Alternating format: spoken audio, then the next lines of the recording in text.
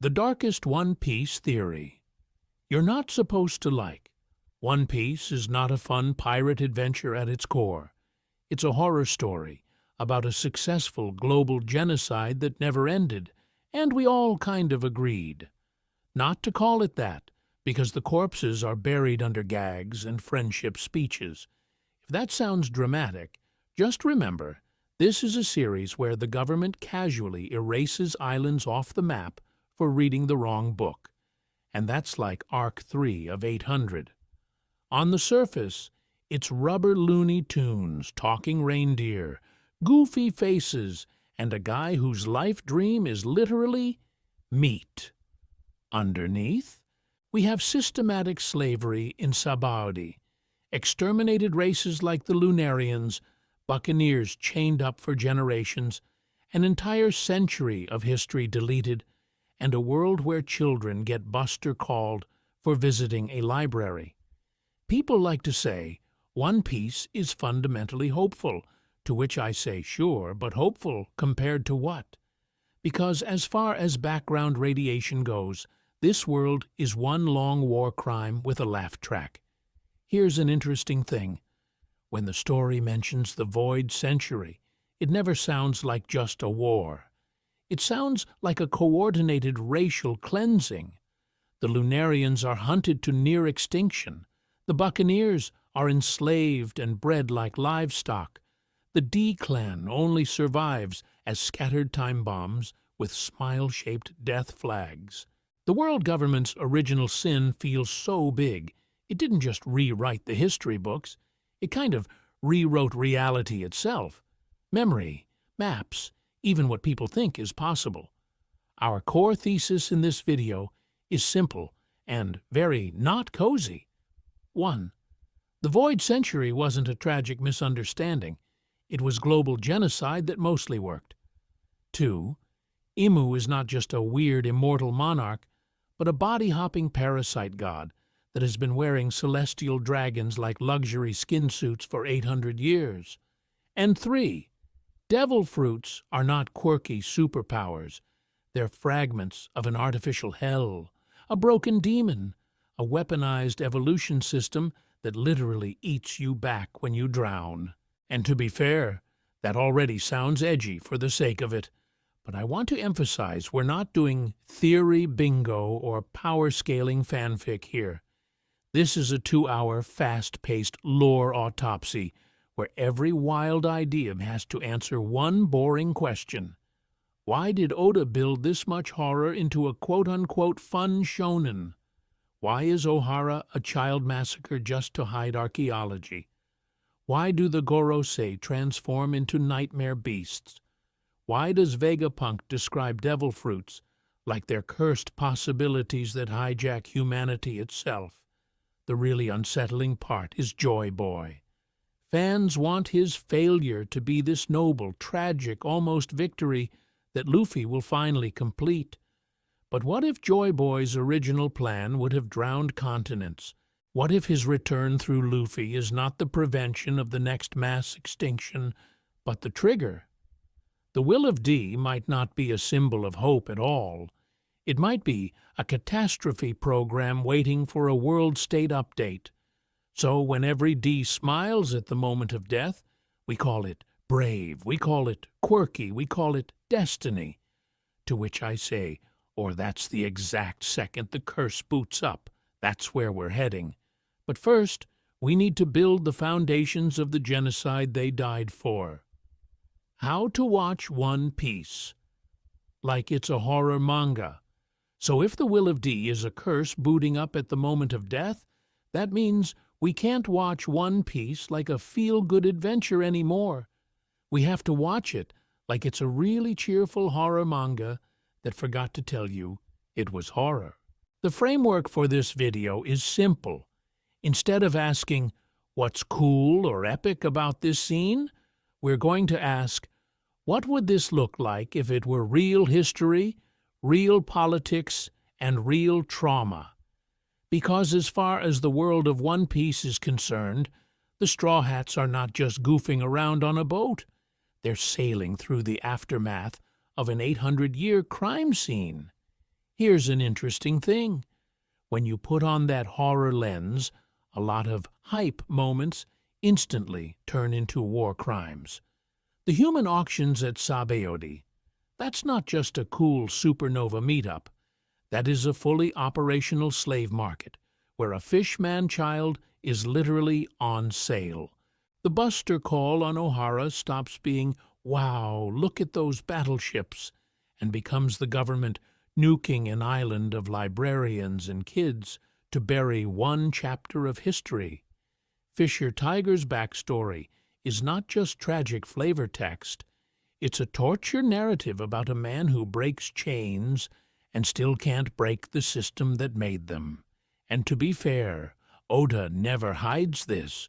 Otohimi's assassination is a political hit dressed up as a random act. God Valley is a vanished battlefield where the world government and pirates teamed up to do something so bad they erased the island itself. God Valley's erasure, O'Hara's erasure, the casually normalized slavery on Mary Joaz, these aren't side notes. In a horror story, the erased islands, destroyed cultures, and forbidden research are not background dressing. They're the main plot, hiding in plain sight while we laugh at Luffy punching a dragon. Which brings us to the jokes. One Piece is funny, but a lot of that comedy sits on top of something deeply disturbing. The celestial dragons are treated as walking punchlines with goofy suits and stupid laughs, while they literally keep human beings as furniture. People go, "Ha ha, look at the guy sitting on a person," to which I say, that's not comedy, that's coping. The gag is a pressure valve, so you don't have to think about what it would actually mean to be a chair. Methodology-wise, here's what we're doing in this video. We're going to connect canon facts, SBS comments, and recurring visual motifs, chains, fire, wings, those unsettling smiles at death, to build theories that are less about guessing plot twists and more about explaining patterns. Why do burned archives, hanging corpses, and grinning skull flags keep showing up in a fun pirate story? Why does every big leap in power feel like it's stapled to some ancient sin? I want to emphasize, this is not us claiming Oda is secretly writing an R-rated gore fest. There's not a hidden chapter where Zoro turns into a Junji Ito panel. What we are doing is taking Oda's own stated inspirations, real-world slavery, discrimination, historical cover-ups, seriously, and following them to their darkest logical conclusions.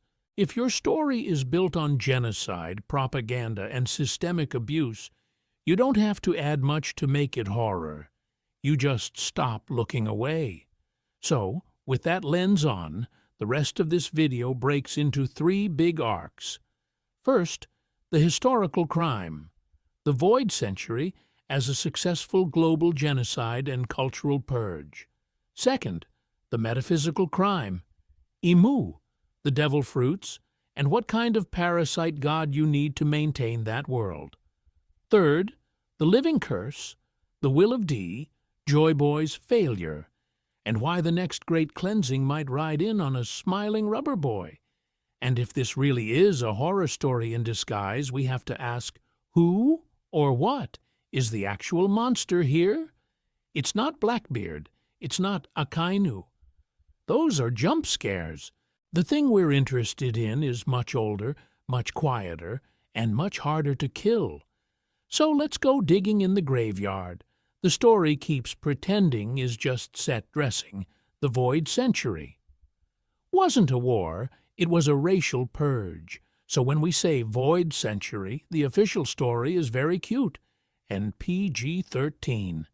800 years ago, big mysterious war, an ancient kingdom with suspiciously advanced tech. 20 other kingdoms team up, win, form the world government, and then, oops, history just kind of falls behind the couch for a century. Total accident. Don't worry about it. And to be fair, if that was all we had, you could squint and go, Yeah, records get lost, archives burn, whatever. But that's not what happens.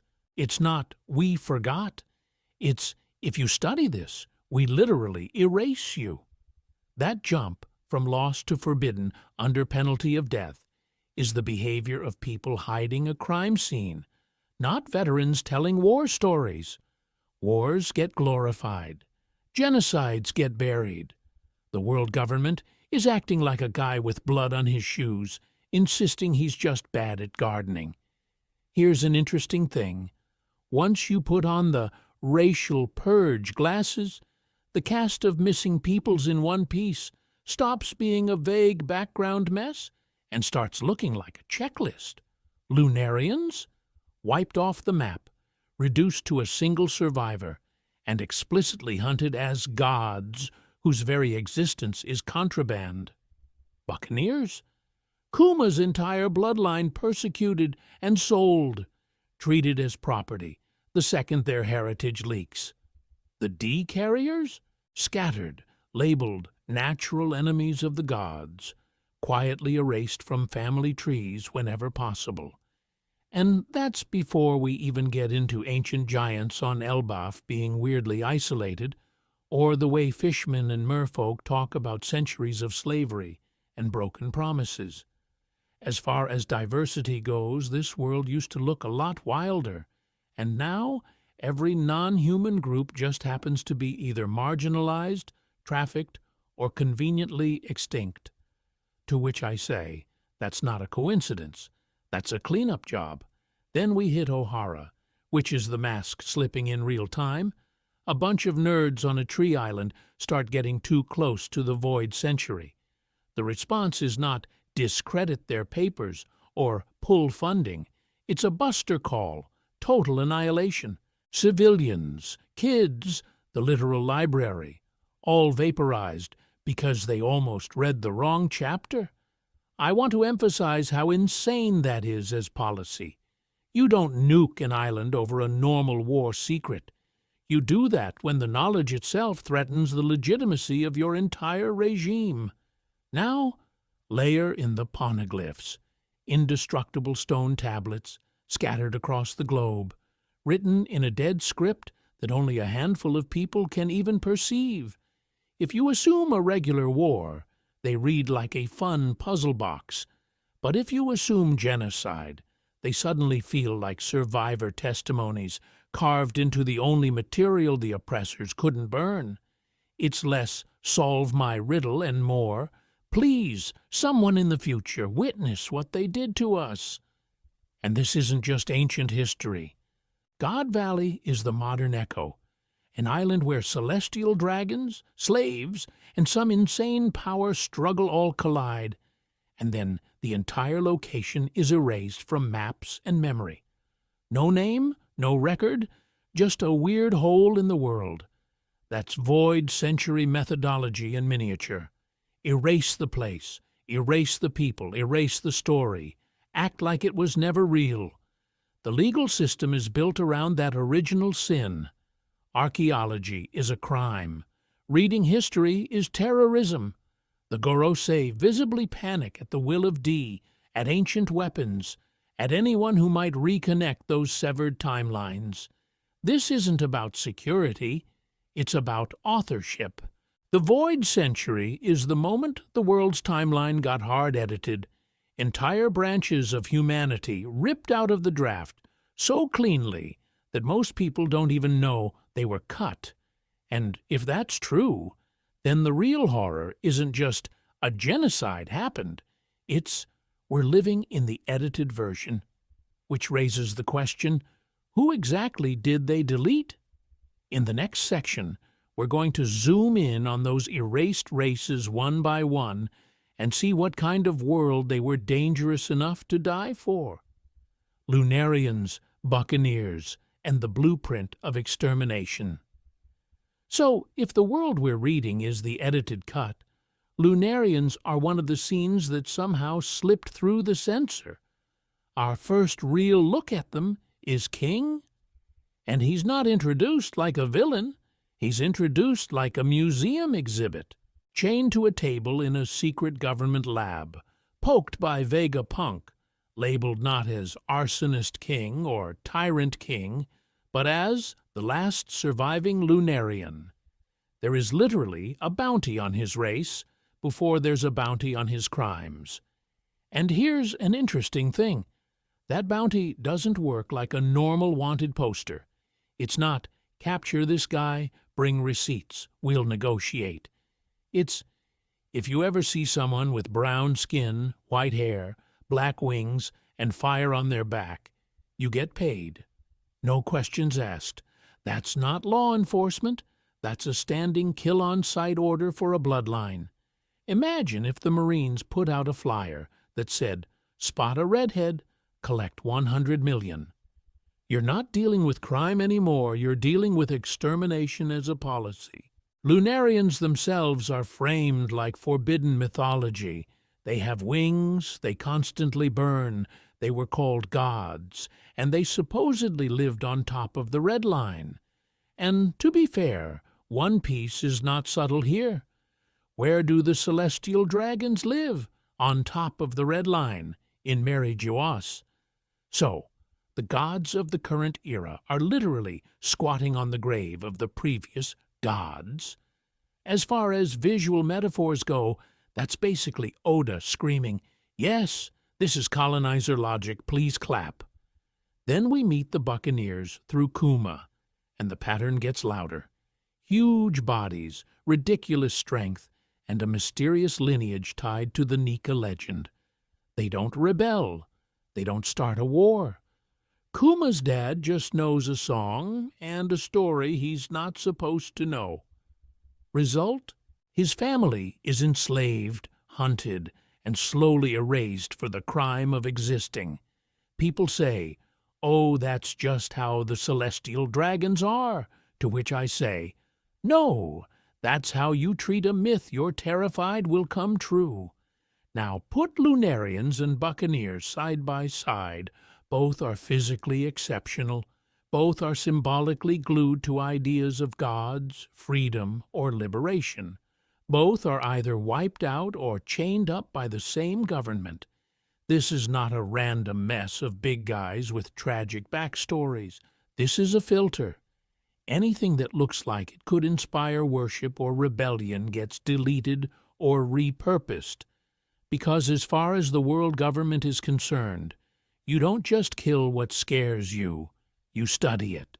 Vegapunk's lab with King, Punk Hazard's grotesque experiments, Mary Geoise's human auctions and breeding pens, and then the Seraphim, child weapons with Lunarian bodies, copies of Shichibukai powers, and pacifista tech stacked on top. I want to emphasize how wild that is. They genocided a sky race and then printed budget versions of their kids as corporate IP.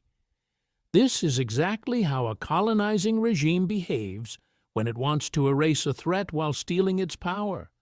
Destroy the people, appropriate their abilities, rewrite the story so you're the rightful gods. And if Lunarians and Buccaneers are the obvious, flashy targets, they also point to something scarier. A bloodline you can't spot on sight. The D don't have wings or giant bodies. They can hide in plain sight. So next, we're going to look at the crime scene itself, the birth of the world government, and then the quiet little letter that keeps surviving every purge, the world government's original sin. So if the D are the quiet little glitch in the bloodline system, then the Void Century is the crash log. And that log starts with what I'd call the world's most successful group project, in evil. 20 kings look at this ancient kingdom, this weirdly advanced, suspiciously happy civilization, and go, absolutely not. They unite, they win, and they do something very specific. They abandon their own homelands and move on to the Red Line.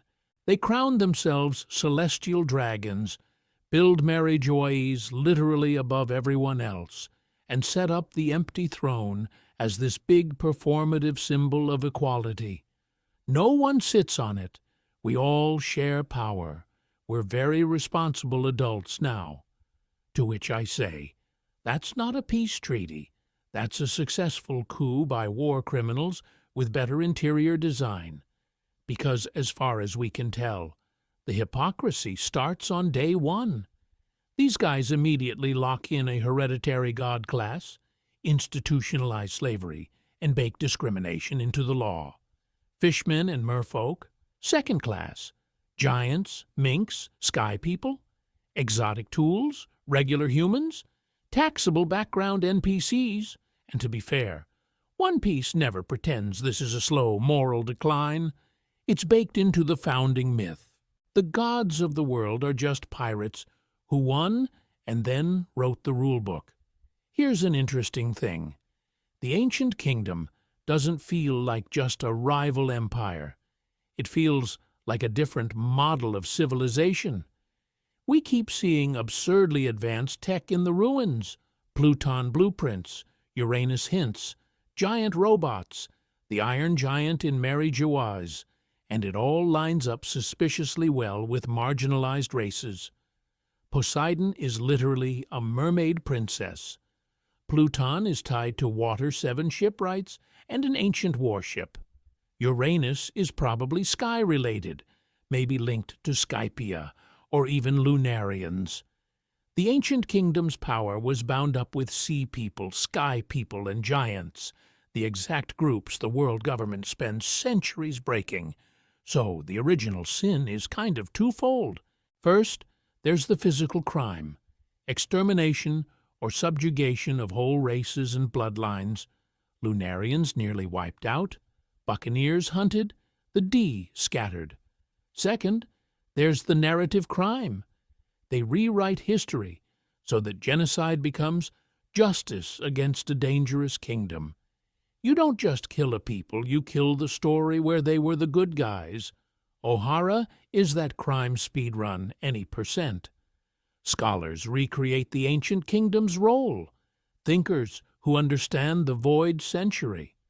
The Buster Call recreates the founding war, an island erased from the map, children and civilians incinerated to protect a secret. Survivors like Robin are scattered, forced into hiding, exactly like the remnants of the old world. And then we find out the empty throne isn't empty. Imu exists, a secret sovereign above the kings, above the celestial dragons, sitting on the seat that's supposed to guarantee equality.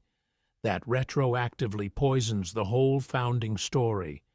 The lie is so big they can't even share it with the rulers who helped commit it. I want to emphasize, that suggests the crime might be worse than genocide. Because what kind of sin needs a hidden god to sit on it for 800 years? Next, we're going to talk about the theory that Imu isn't just a tyrant, but a parasite. Someone who broke the rules of death itself and turned the entire world into their personal afterlife farm. IMU, the parasite on the empty throne. So if the world government needed a hidden god to sit on their sin, IMU is that god. Except they don't feel like a god so much as a disease. Imu walks up to the supposedly empty throne, sits down like it's a couch, and the 5 most powerful old men on the planet literally kneel. Then, with the emotional range of someone deleting a browser tab, they point at a map, and Lelouch just ceases to exist. That's not a king. That's a process running in the background. And look at how Oda frames them. We never get a clean silhouette. The throne room is this void-like cavern, walls swallowed in black, a staircase that feels wrong in terms of scale. Imu is genderless, ageless, always obscured by shadow or those weird eyes. Then we cut to that garden of butterflies, this peaceful, almost too peaceful space where Imu casually clips wanted posters like they're dead specimens. To which I say, that's not how you frame a normal human. That's how you frame an entity poking at its collection. Here's an interesting thing. People love to say, Oh, Emu is just an immortal monarch who's been alive for 800 years, because as far as One Piece theories go, that's the safe, diet horror option. But we already have a canonical way to cheat death, the Opa Ope no Mi's immortality surgery. Vegapunk straight up confirms true agelessness is possible. So, the parasite god theory goes one step grosser. Emu isn't just one person who refused to die. They're a consciousness that's been body-hopping, using some proto-Ope ritual or original template of that power to jump from host to host. And to be fair, once you look at the celestial dragons through that lens, their whole vibe gets way darker. The spacesuits, the refusal to breathe the same air as commoners, the way they live above the clouds on the red line, it all reads less like cartoon aristocrat and more like paranoid host trying not to get contaminated. Their obsession with blood purity? That starts sounding like compatibility testing. You don't marry for love, you marry because your lineage is a stable operating system for whatever is riding you. I want to emphasize, this even explains the world government's racism. Certain races get enslaved, experimented on, paraded as trophies. Others, like O'Hara's scholars, the Buccaneers, maybe entire unknown peoples from the Void Century, just get erased. Why? Because their biology or their very souls probably reject the parasite? You can't wear them, they spit you out. So you don't farm them, you exterminate them. Now reframe the empty throne propaganda. The story is that no one rules the world. Power is shared. The seat is symbolically vacant. Cute idea. But what if that room is actually a feeding ground? Emu has been sitting there for centuries, unseen, quietly editing the world's code, swapping hosts, pruning bloodlines, deciding which islands get to exist this century. And if Emu is a parasite god using a prototype of the Ope Ope, that raises a bigger question. Are devil fruits just random powers, or are they the fragmented remains of something that tried and failed to oppose Emu? Next, we're going to talk about the idea that every fruit might be a broken soul from an ancient war, and that the sea itself is their prison. Devil fruits as shards of a sealed demon. So let's take the fun, silly gum-gum balloon idea and run it straight into cosmic horror. Because what if devil fruits aren't quirky power-ups at all, but shrapnel from the worst thing that ever existed? Canon first, nightmare second. We know devil fruits grant insane power, but the sea literally rejects you. You sink like a rock. You're helpless in water. Sea kings love you as a snack. When a user dies, that same power reincarnates into a nearby fruit, like the Mera Mera after Ace. On top of that, Zoans especially are said to have their own wills, and we get stuff like Luffy's fruit being chosen by the government and then dodging them for 800 years.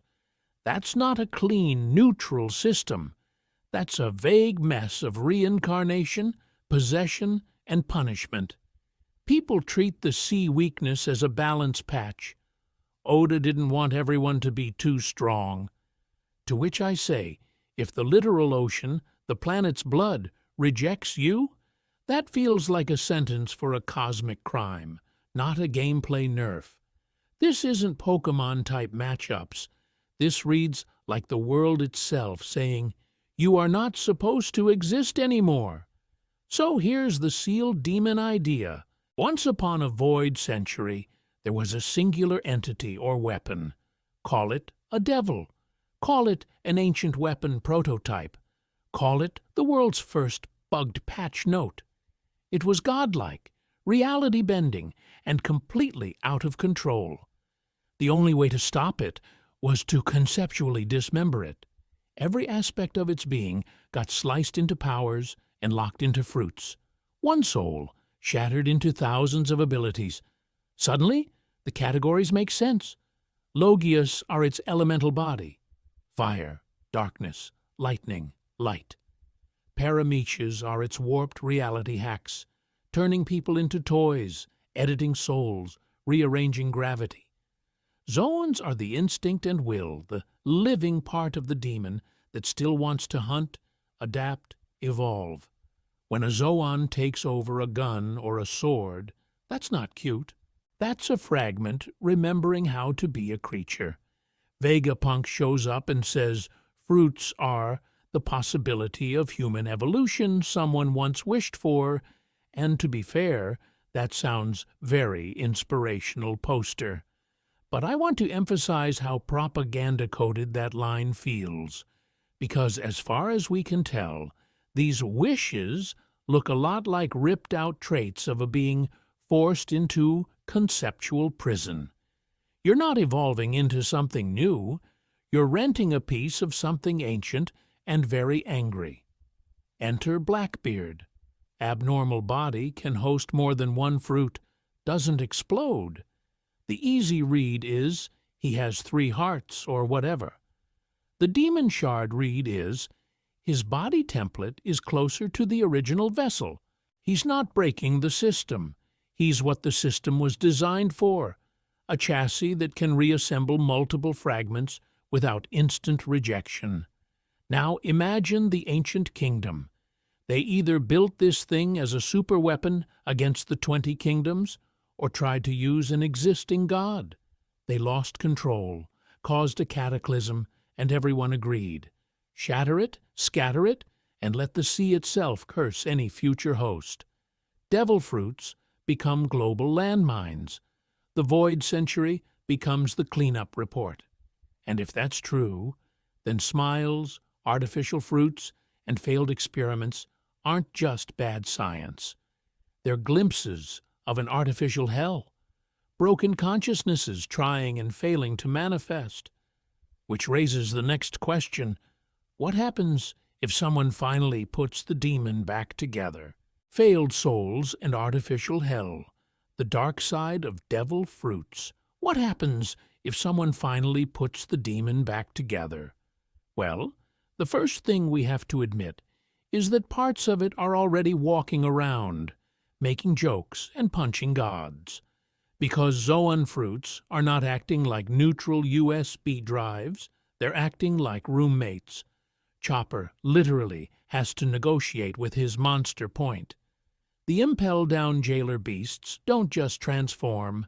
They move like half-feral animals whose bodies forgot they were human. Luffy's own fruit, once we learn it's Nika, doesn't just awaken. It turns reality into a Looney Tunes short against Kaido. The drumming heartbeat, the involuntary grin, the way the environment bends to its joy, that looks less like a power-up and more like the fruit choosing to express itself. So when Oda has people say Zoans have wills of their own, to which I say, okay, then who's driving? Because as far as system design goes, that implies devil fruits aren't just data. They're housing consciousness, or at least instinctual fragments of some larger mind that remembers being free. You're not just equipping a weapon, you're cohabiting with a caged idea that wants to move. And once you accept that, smiles stop being funny instantly. These artificial zones don't just fail in a wacky way. They lock people into permanent, uncontrollable laughter and cursed half-forms, torsos stuck as sheep, faces frozen in joy while they watch their friends die. That's not a gag. That's body horror and psychological torture dressed up with a laugh track. Here's an interesting thing. If real fruits are stable reincarnations of these soul fragments, smiles look like failed reincarnations. Caesar's basically trying to brute force a devil fruit entity into a vessel without the right metaphysical firmware. The result? Broken souls that can only express one emotion or one partial form, like a corrupted file that only plays the first second on loop. And to be fair, if you described Toko's condition in any other series, we'd call that a curse, not a comedy bit. Punk Hazard just doubles down on this artificial hell. Giant children with stolen childhoods, artificial dragons that feel like rejected Zoans, and gas weapons that literally rip souls and bodies apart. The world government and its pet scientists are clearly poking at the devil fruit system, trying to recreate or weaponize it without understanding the original sin behind it. They're speed-running whatever the ancient kingdom did, but with less ethics and more clown makeup. If the sea is the world's immune system rejecting devil fruits, then artificial fruits are like lab-grown tumors. Abominations the world hasn't even learned how to reject properly yet. I want to emphasize how creepy that is. The planet has a defense response to the natural wrongness, but smiles are so new, the body doesn't even know they're cancer, which loops us back to Nika. Luffy's fruit is explicitly said to have a mind of its own that the world government fears. What if Joy Boy's so-called failure and Luffy's awakening aren't about liberation at all, but about rebooting the original world-ending program those souls were split to prevent? And what happens if this time the reboot actually finishes? Joy Boy's failure wasn't a tragedy, it was a containment. So if the Nika fruit is a reboot button, we kind of have to talk about the guy who tried to hit it first, Joy Boy. Because as far as fandom myths go, Joy Boy might be the most aggressively sanitized war criminal in history. On paper, he's this tragic, lovable himbo of the void century. He makes a promise to the fishmen to bring them to the surface. He's tied to the ancient kingdom. He leaves that famous apology on the Fishman Island Poneglyph, and he's associated with Noah, a ship so big it looks like someone tried to speed-run climate change with carpentry. Sea Kings literally dragged the thing. This is not moving day for one island. You don't build a continent-sized ark, park it under a bubble city, and wire it to giant telepathic sea monsters just to give Fishman Island better real estate. To which I say, if the plan was just relocation, you could build 2 ships, or 3, or a train. The scale screams global event, evacuation, or, less nicely, selection. Here's an interesting thing. Noah plus Sea Kings plus an apology starts to look like Joy Boy was planning to pull a controlled apocalypse. Raise or drop the sea levels, flood the red line, shatter the calm belts, reset the entire geography. The oppressed races get a lifeboat. Everyone else gets lore. Vegapunk already tells us the world was once different and will probably be flooded again. So the world reset idea isn't even that wild. So what if Joy Boy's failure wasn't, "Oh no, I tripped," but, "Oh no, I realized this kills billions"? Either someone stopped him at the last second, or he actually pulled back himself, too late to undo the setup, but early enough to avoid full genocide. That Poneglyph apology suddenly reads less like, "Sorry I ghosted your moving day," and more like, "Sorry I couldn't go through with sacrificing half the planet for your freedom." And to be fair, the tools he had were not exactly subtle. Poseidon is literally the power to command the Sea Kings that move Noah and can sink anything. Pluton is a battleship designed to erase islands. Uranus is this vague sky god weapon that Emu probably treats like a personal laser pointer. Together, that's a triad system for planetary-scale terraforming. Oceans, land, and sky, all on one doomsday dashboard. Under that lens, Joy Boy's role might have been to use all 3 in a controlled burn of the world. Erase the proto-world government, wipe the celestial dragon's ancestors, and reboot the map.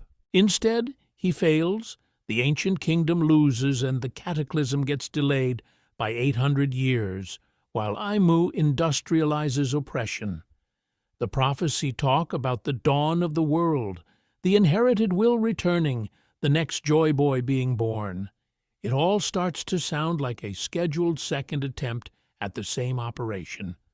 Luffy thinks he's bringing freedom, but what if the program he's running is liberation via mass extinction? So, here's the chilling question. What if Joy Boy's return isn't salvation at all, but the overdue execution of that original great cleansing?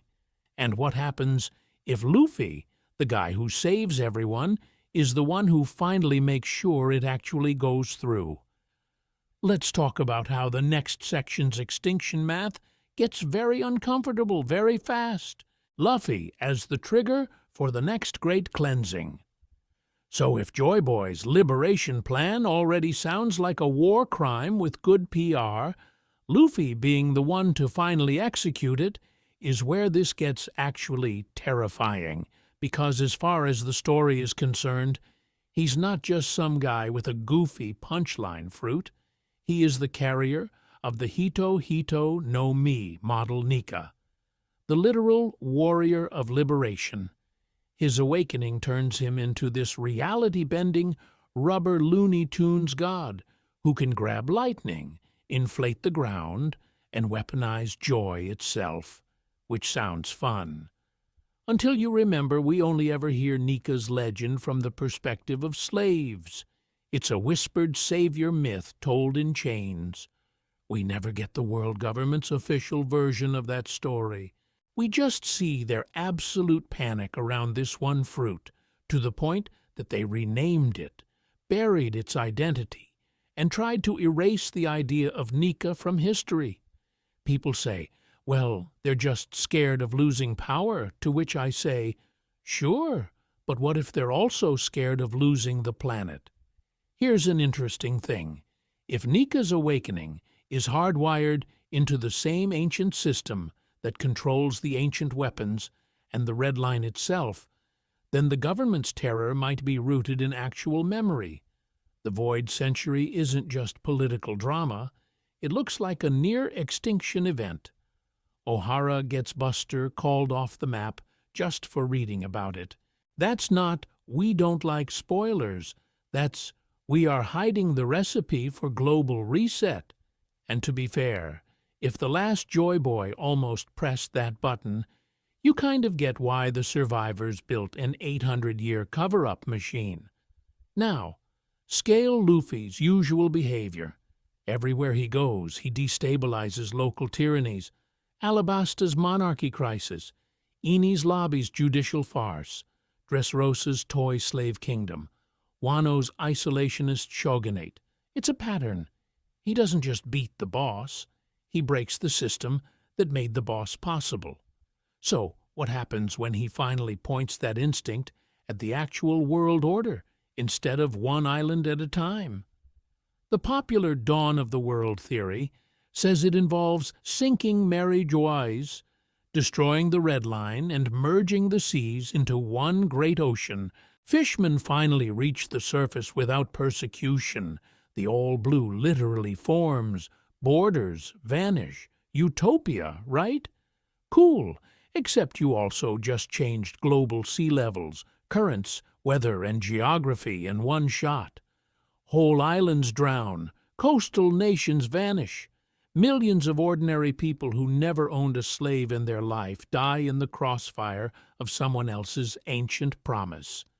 I want to emphasize, Luffy himself is a good person. He saves kids, punches celestial dragons, cries over random old men.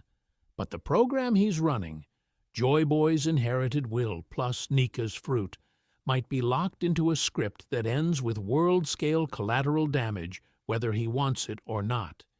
He's the fuse, not the bomb. And what if some characters already know? The Gorosei treat him less like a pirate and more like a countdown. Vegapunk literally talks about devil fruits as alternate possibilities of human evolution, like someone hacked reality.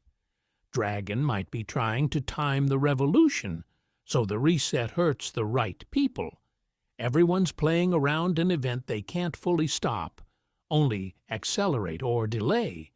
So maybe the real moral question of One Piece isn't, will Luffy become Pirate King, but how many people have to die for the world to be free? And the will of D, that bloodline that smiles at death, might be the key to understanding exactly what kind of catastrophe they were born to walk into, and maybe trigger. Nani, the will of D, bloodline of catastrophe. So let's talk about the will of D, because as far as ominous middle initials go, this one is doing way too much. Fans love to call it the will of freedom, the spirit of adventure, all that inspirational poster stuff, to which I say, sure, but it also looks suspiciously like a hereditary doomsday button that keeps getting reborn in the worst possible people at the worst possible times. Look at the roster. Monkey D. Luffy, walking regime change event. Monkey D. Dragon, literally the world's most wanted revolutionary. Monkey D. Garp, the marine hero who keeps accidentally enabling pirate legends. Gold D. Roger, the guy whose execution basically launched the apocalypse speedrun known as the Great Pirate Era. Rox D. Zebek, terrorist entrepreneur of God Valley. Portgas D. Ace, whose death almost toppled Marine HQ. Trafalgar D. Waterlaw, surgeon of instant political destabilization. Marshall D. Teach, Blackbeard, professional era ender. Jaguar D. Saul, the giant who helped O'Hara defy the world government and got a whole island erased for it. These aren't background characters. Every time a D shows up, history flinches. Pirate kings, revolutionaries, mass murderers, scholars who say, what if we just read the forbidden books? Wherever they go, the status quo doesn't just bend, it snaps. There's a pattern here so loud you can hear it over Oda's editor screaming about deadlines. The Gorosei literally call them the natural enemies of the gods. And to be fair, that sounds cool on a t-shirt. But if we stop treating it like merch and more like a government document, that reads as classification language. Natural enemy is how you talk about invasive species, or a dangerous genetic anomaly your system cannot absorb. So here's an interesting thing. What if the will of D isn't just inherited ideals, but a literal metaphysical program in their bloodline? Not mind control, but a built-in nudge that keeps pushing them toward direct confrontation with divine or governmental authority. You put a D in a quiet village, the world government radar starts pinging in about 3 chapters. They can't sit still inside the system. They either break it, expose it, or die trying. And they do die. A lot. Young violently, at historically pivotal moments. Roger's execution ignites a new age. Ace dies at Marineford, and the balance of the 3 powers goes into freefall. Zebek disappears at God Valley, and the world map quietly rearranges itself. Saul laughs through a Buster call as O'Hara burns. I want to emphasize, these aren't random tragedies, they're pressure points. The curse isn't just you die, it's you die when it matters most. Now, imagine this so-called curse intensifies under extreme stress. The closer the world gets to crisis, the more the D program kicks in, steering its carriers toward choices that escalate conflict rather than cool it down. Luffy could walk away at Eni's lobby. He doesn't. Law could cut his losses with Doflamingo. He doubles down. It's like there's a failsafe baked into their souls. If the world government survives, the D will keep spawning chaos until something finally breaks, which loops us back to the ancient kingdom. If they knew they were losing, Is it really that wild to think they encoded a long-term revenge or reset mechanism into their descendants and allies? Not a weapon you fire once, but a bloodline that keeps generating Joy Boy-adjacent agents of collapse every few generations. The world government wins the war, but it inherits a ticking time bomb in human form. And that brings us to the creepiest tell of all, the D smile at death. Roger, Ace, Saul, even Luffy on the scaffold in Logtown, grinning into the void. What kind of curse makes you laugh as it kills you? What are they actually seeing in that final moment that makes the end look funny, or comforting, or inevitable? Because if the will of D is a program, that smile might be the last line of code executing, which raises the real horror question for the next section. When a D smiles as they die, are they looking at death, or at the thing they were born to unleash? Why the D smile at death? So let's talk about the creepiest running gag in One Piece. Why do the people with the middle initial D treat death like it's the world's funniest punchline? We've all seen the highlight reel. Gol D. Roger, smiling on the execution platform like he's about to drop a Netflix special, not the guillotine of a world order. Portgas D. Ace, literally grinning through a hole in his chest as he dies in Luffy's arms. Jaguar D. Saul, laughing while he's being frozen alive by Aokiji. And then there's Luffy, who treats life-threatening situations the way we treat minor inconvenience. Ship falling from the sky? Smile. Impelled down Death March? Smile. Getting your brain deleted by Lucci? Smile. It's a motif and not a subtle one. And to be fair, One Piece has plenty of brave non-D deaths that look nothing like this. O'Haran scholars die screaming. Marine grunts die panicking. Even Whitebeard, who goes out like a myth, isn't wearing that same serene, almost ritualistic joy. Because as far as emotional palettes go, the D-deaths are weirdly specific. It's not bravado, it's not denial, it's this calm, delighted acceptance. It feels like they're following instructions. So the usual read is, oh, they're just brave and free-spirited. To which I say, sure, and my browser has 87 tabs open because it's free-spirited and not because there's a hidden program eating my RAM. Here's an interesting thing. What if that smile is not courage? It's a side effect, a final line of code firing when the will of D hits the shutdown screen. I want to emphasize this idea. What if they're not just accepting death? They're remembering something? In that instant, the will of D reconnects to whatever network it came from. Maybe that's the ancient kingdom's backup server. Maybe it's Joy Boy's unfinished project. Maybe it's the fragmented devil Vegapunk vaguely points at when he talks about devil fruits as alternate evolutionary paths. The smile is the moment the signal stops being jammed. If inherited will is literal, not metaphorical, then death for a D is less of an ending and more of a handoff. Roger dies, and suddenly the Age of Piracy update installs in the world. Ace dies, and Luffy's resolve spikes into something almost inhuman. Saul dies, Robin's will hardens, and O'Hara's knowledge quietly survives. Each death feels like a checkpoint where the program advances to its next version. But let's go darker. What if that joy is a glitch on purpose?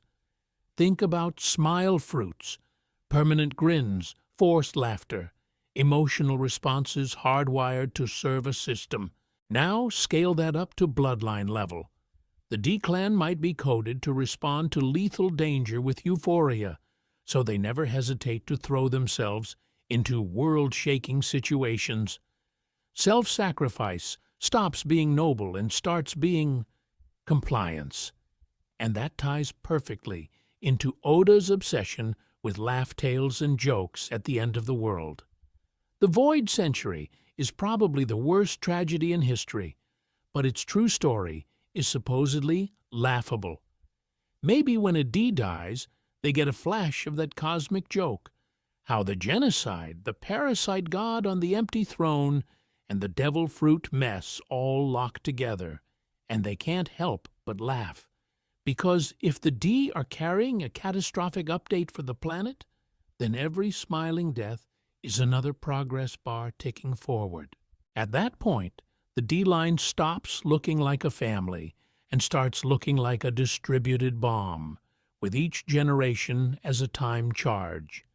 And in the next section, we're going to connect those three pillars: Void Century Genocide, Imu's parasitic immortality, and the Devil Fruit Soul System, into one horrifying, closed-loop machine that the Will of D is trying to reboot or detonate.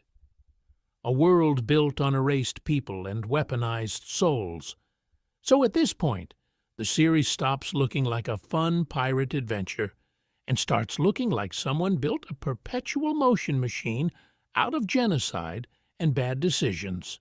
We've got the Void Century as racial cleansing, Imu as a parasite god, devil fruits as soul shards of some sealed demon or weapon, Joy Boy's failed apocalypse, and the Will of D as a hereditary disaster program. Fun! Let's stitch that into one working model. The 20 kingdoms don't just beat the ancient kingdom, they nuke its ecosystem. Lunarians, buccaneers, the original D-clans, maybe even fishmen and giants in certain regions, systematically purged or enslaved. The crime isn't just knowledge, it's biology. And in the middle of that war, both sides are fighting over a godlike entity or weapon that can rewrite the sea itself. Joy Boy tries to use it, probably with the ancient weapons and a Noah-style evacuation plan. And to be fair, that plan looks a lot like global mass extinction if you're standing on the wrong island. Joy Boy fails, the 20 kingdoms win. But they don't destroy the thing. They're not stupid, they're greedy, so they shatter or seal it. Its soul, its concept, whatever you want to call that power, gets broken into devil fruits, little portable cages scattered across the world. Then they enthrone Imu, who is either the original parasite in charge of this entity or the human who agreed to fuse with it. Immortality, body hopping, possession, whatever the exact mechanic is, you end up with one will sitting on the empty throne that is very much not empty. Here's an interesting thing. The celestial dragons make perfect sense in this setup. They're not just rich weirdos, they're hosts, caretakers, and beneficiaries of Imu's rule. They literally live above the world they helped mutilate, in a city built from stolen artifacts, surrounded by enslaved survivors of the purged races. That's not random cruelty. That's the victors keeping trophies and spare parts. Every collar in Mariéjois is a reminder of the system's original sin. Devil fruits then become both byproduct and control mechanism. You want fragments of that sealed power out of Imu's direct body, because it's too unstable. But you also want them tempting people. A stretchy kid, a lava admiral, a darkness man with a black hole stomach. Each fruit user is an anomaly the system can either exploit, like Marines and Shichibukai, or erase with Buster Calls and God Valleys. People say fruits are just fun powers, to which I say, tell that to O'Hara's library. The Will of D slots in as the ancient kingdom's last weapon, a bloodline that can't help but destabilize things generation after generation. Rox, Roger, Luffy, Blackbeard, every time a D rises, the world shakes. It's not subtle. I want to emphasize that this isn't a hopeful symbol. It's a curse with good PR. And the tragic irony is that both sides are playing with apocalyptic fire. The world government is maintaining a world balanced on an unhealed wound, while the D and Joy Boy's legacy may be destined to rip it open, innocent lives included. Because as far as we can tell from canon, every major mystery in One Piece points back to this one moment of historical and metaphysical sabotage. From here on, we're not just listing dark facts. We're asking what happens when this 800-year tension finally snaps. What does freedom look like when the reset button is tied to sea-level genocide? In the next sections, we're going to push that to its ugliest conclusion and ask whether Luffy's dream might be indistinguishable from annihilation. Why these theories fit Oda's favorite story, patterns. So at this point, some of you are probably thinking, okay, fun Void Century Apocalypse fanfic, but One Piece is a hopeful adventure story. To which I say, exactly. Hope means more when it's fighting something real, not just a mildly grumpy government HR department. If the final boss of a 1,000-chapter saga is paperwork, we riot. Because as far as Oda's actual track record goes, he has always wrapped pitch-black ideas in candy-colored panels. Slavery and liberation are baked into the DNA of this series. We start with Arlong's racial supremacy, hit Sabaodi's human auction house with literal child collars, see the fishmen, giants, tontata, and minks all treated as subhuman, and that's before we even get to Maria Joa's celestial dragon pet collection. Discrimination, institutional cruelty, and the whole history is written by the victors thing are not fan insertions, they're the spine of the story. Here's an interesting thing. When Oda wants an arc to hit, he goes straight to real-world atrocities. Sabaody is just the Atlantic slave trade with bubble aesthetics. O'Hara is book burnings and academic purges dialed up to Buster Call. Dressrosa is a dictatorship with erased history and weaponized toys as disappeared citizens. Wano is closed borders, occupation, famine, and industrial pollution. We didn't make that pattern up. Oda did. So if this man is comfortable putting child slavery, torture, and ethnic cleansing analogues into what is technically a fun pirate manga, an 800-year-old genocide and soul-based horror are not out of character for his world-building. The O'Hara incident already shows the world government will annihilate an entire island of civilians and kids just to hide knowledge of the Void Century. Scaling that impulse back in time into a full global purge of Buccaneers, Lunarians, or the original D-Clan is honestly the next logical step, which is a sentence I wish I didn't have to say about my favorite cartoon. And to be fair, Oda is not subtle about long-term payoff.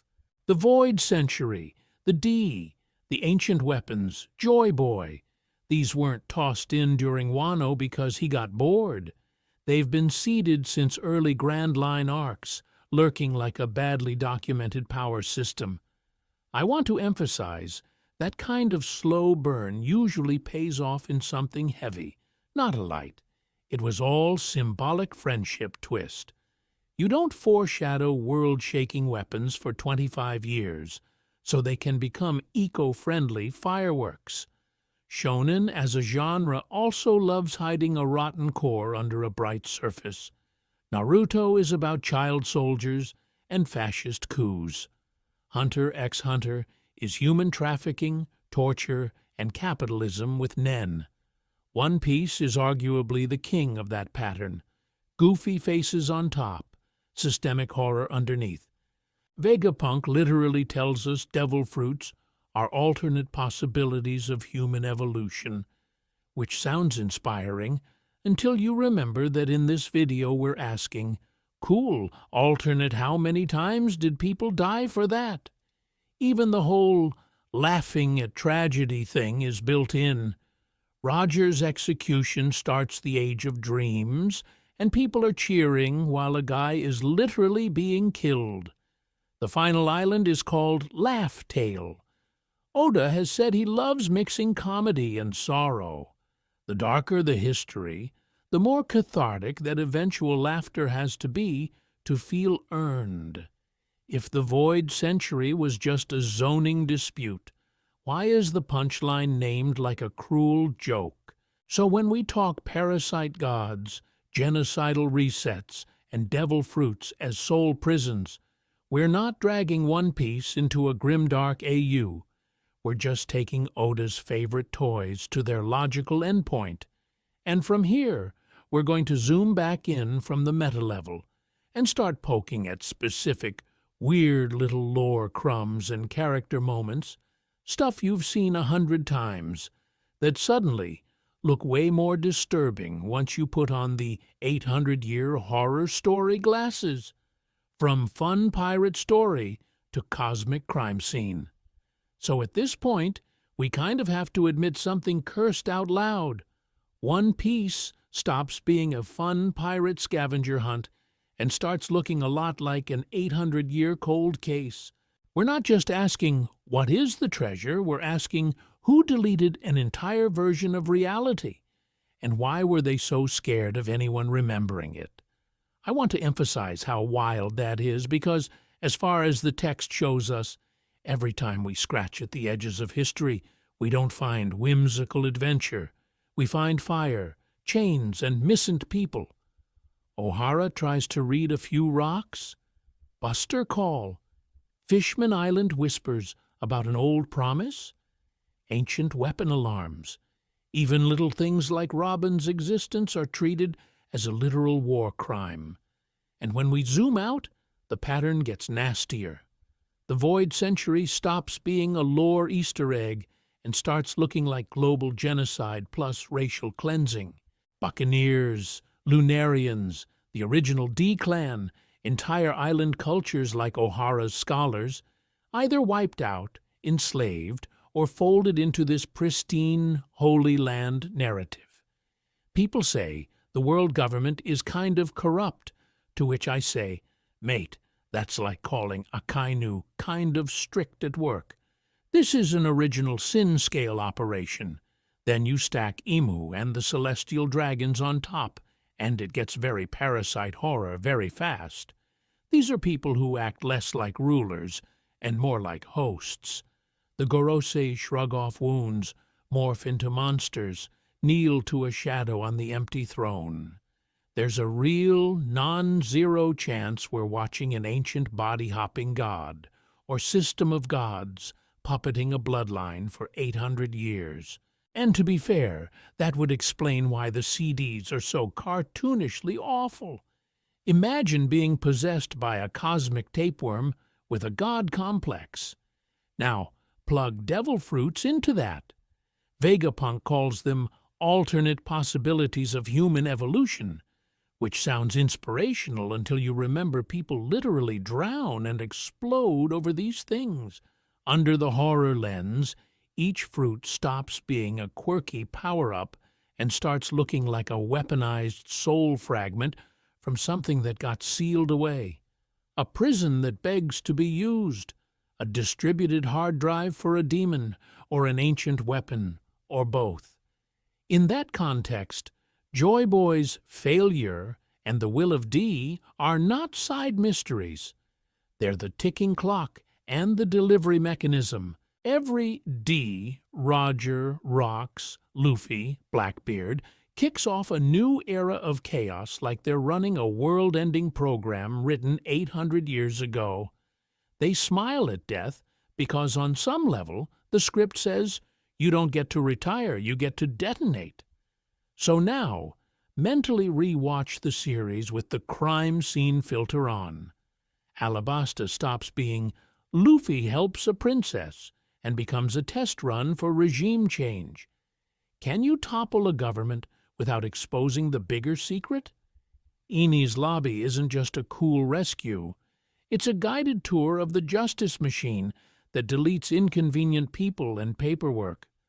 Marineford reads like a controlled culling of dangerous bloodlines, with Whitebeard and Ace taken off the board in front of the whole world as a warning shot. Here's an interesting thing. Once you see it that way, a lot of the wholesome moments start feeling like very polite threats. the straw hat being passed down, Shanks betting on the new age, Luffy laughing off execution attempts. All of that plays differently if the world is not a playground, but an active crime scene whose culprits still own the cops, the cameras, and the cleanup crew. So from here, we're going to stop talking in broad, spooky generalities and start building an actual case file. God Valley, O'Hara's Last Stand, the Seraphim Project, Blackbeard's bizarre body. Each one is a piece of evidence we can test against this horror framework. Does the parasite god idea explain God Valley? Do soul fragment fruits clarify what's wrong with Blackbeard? How much of O'Hara's fate was about books, and how much was about blood? And if all of that is tied to a single original sin, we have to ask the ugliest question of all. If the One Piece itself is connected to this crime, what if the treasure at the end of the world is not gold, but the receipt for the worst crime ever committed? In the next sections, we're going to start opening that envelope and see how much blood is actually on it. Vegapunk's sin. Did he recreate the devil fruit hell on purpose? So, if the One Piece might be the receipt for the crime, then Vegapunk is the accountant who kept the system running. We all love to treat him like science grandpa with the funny apple head, to which I say, cool, but this man might actually be the single most dangerous human continuation of that original sin, because he's the one who reverse-engineered the machinery that weaponizes souls. Vegapunk tells us devil fruits are the wishes of people for different forms of life. That's the cute version. That's the HR pamphlet. These aren't prisons. They're just buildings where people really want to stay in tiny rooms forever. And to be fair, from his perspective, he's just observing patterns. Every power reflects a desire. But here's an interesting thing. That's exactly what you'd see if you were studying a cage from the outside. You'd only ever notice how the prisoner behaves, not what they were before they got locked in. So, take the darker model. Each devil fruit isn't just a power, it's a soul fragment, a shard of some sealed demon, ancient weapon, or Imu-adjacent entity that got shattered during the Void Century. Eating a fruit is basically signing a metaphysical contract with one shard. You get the ability, it gets a body. When you die, the shard is forced to reincarnate into the nearest suitable fruit, because the system won't let it leave. It's an artificial reincarnation loop, a factory reset on suffering. Fun little adventure series we're watching, right? Now plug Vegapunk into that. This isn't a guy who just mapped rubber and dragons. With Momo's artificial fruit, with Smiles, with all the lineage factor experiments, he is literally learning how to copy or distort those fragments. He's not just copying powers, he's copying cages. Sometimes very imperfectly. Because as far as the story shows us, when you mess up copying a soul pattern, you don't just get a weaker laser beam, you get a broken possession. Look at Smiles. People permanently laughing, losing emotional range, half-animal mutations that never fully settle. That doesn't look like a fun gotcha roll. That looks like a botched attachment. A fragment trying to latch on, and only getting halfway there. The power sort of boots up, the soul never fully sinks, and you're stuck in this uncanny state where your body is half you, half something that was never supposed to exist. And Vegapunk, the guy who can literally talk about souls as photons of the heart? He's not stupid. I want to emphasize this. If we, with our sleep-deprived YouTube brains, can connect devil fruits to metaphysical contracts, Vegapunk has probably written 3 papers and a goofy diagram about it. He keeps going anyway, because as far as he's concerned, the pursuit of truth outranks moral horror. If the world is a prison, he wants the blueprints. The world government tolerates him for the same reason.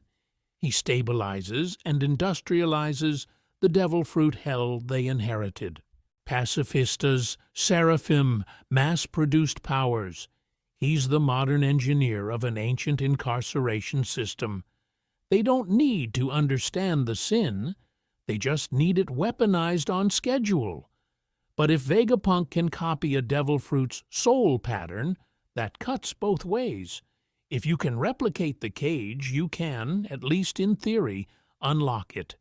And that's where Joy Boy, Luffy, and those very fun mass extinction as liberation event theories start colliding in a way that should make everyone a little nervous. Smiles, failed souls, and why Wano is a devil. Fruit graveyard. If Vegapunk is out here politely, 3D printing soul cages, smiles are what happens when you torrent the file off some cursed LimeWire of the Void Century. We call them fake devil fruits, to which I say, that's way too generous. These aren't knockoff Nikes, they're failed attempts to mass-produce soul contracts. Kaido and Doflamingo are literally running a black market factory of broken reincarnations. The SAD on Punk Hazard, the production lines in Dressrosa, the distribution in Wano. This is an assembly line for souls that didn't load properly. Because as far as side effects go, smiles are weirdly specific. You don't just get powers. You get random animal traits, uncontrollable half-transformations, and, most disturbing, the permanent laughing curse. That doesn't read like, oops, chemical toxicity. That reads like spiritual misalignment. It's what you'd expect if you tried to jam a corrupted soul fragment into a body that wasn't properly formatted for it. Here's an interesting thing. Real devil fruits feel internally consistent. A Zoan gives you a full animal template. A Logia is a complete element body. A Paramecia is a coherent rule set. The personality might clash with the user, but the fragment itself is whole. Smiles, by contrast, are like copying a copy of a cursed CD. You're not getting the full animal soul.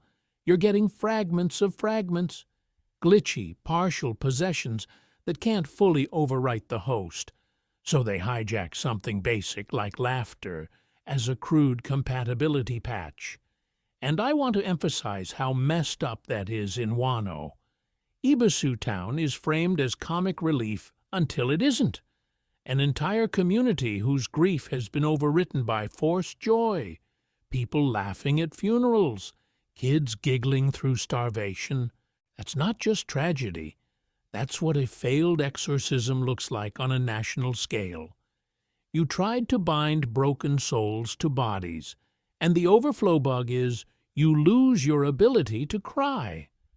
Kaido's obsession with an army of Zoan users suddenly feels a lot darker. On the surface, he wants beasts for his beast pirates. Underneath, he's unconsciously imitating ancient race-cleansing logic. He's trying to build a new species template, a standardized monster race, but he's using broken souls as the blueprint. You don't get a proud warrior people, you get living error messages. And to be fair, the Smile pipeline is just the bootleg version of what the world government already does. Punk Hazard's body experiments, Dressrosa's toys and slaves, Wano's disposable fodder. This mirrors the government's own system. Experiment on bodies, bind them to unstable powers, then toss them into war. Smiles only ever mimic Zoan traits, which actually tracks with the soul theory. Zoans are the most biological, the most instinctual fragments, easiest to copy, easiest to mass-produce, and probably easiest to corrupt, which is why we get animalistic glitches instead of full transformations. And if smiles are the failed version of binding souls to bodies, then what's the successful version? That's where the Ope Ope no Mi's perennial youth operation and Imu's whole immortal parasite god vibe start to look like the premium. No bugs build of the same horrific idea, the Ope Ope no Mi, and the surgery that broke death. So if Smiles are the buggy early access build of soul binding, the Ope Ope no Mi is the fully released, no refunds version. Everyone in-universe treats the perennial youth operation like this one-time mythical DLC. You sacrifice your life, someone else stops aging, the end. To which I say, that is way too simple for a fruit that the world government and Doflamingo are frothing at the mouth over. I want to emphasize what this operation is actually described as, not you get good skin care, but literal immortality. No lifespan, no decay. That's not just cells dividing nicely. That's a metaphysical hostage situation. The cleaner read is that the Ope Ope doesn't just freeze your body, it rewrites your lineage factor so aggressively that a consciousness can be anchored there indefinitely, like nailing a soul to a chair and throwing away the hammer. And here's an interesting thing. Law's basic room tricks are already flirting with that territory. He swaps personalities between bodies. He moves hearts around like USB sticks. He cuts people into pieces that are still alive and coordinated. The story coyly keeps saying personality and heart, but because as far as shonen euphemisms go, that's just soul with extra steps. If the standard Ope Ope toolkit lets you temporarily rearrange identity, then the perennial youth operation is just the final patch, a permanent, irreversible possession ritual. Now plug that into the void century. Picture an original Ope Ope user standing in some ancient lab temple being told to perform the ultimate surgery on a being that does not want to die.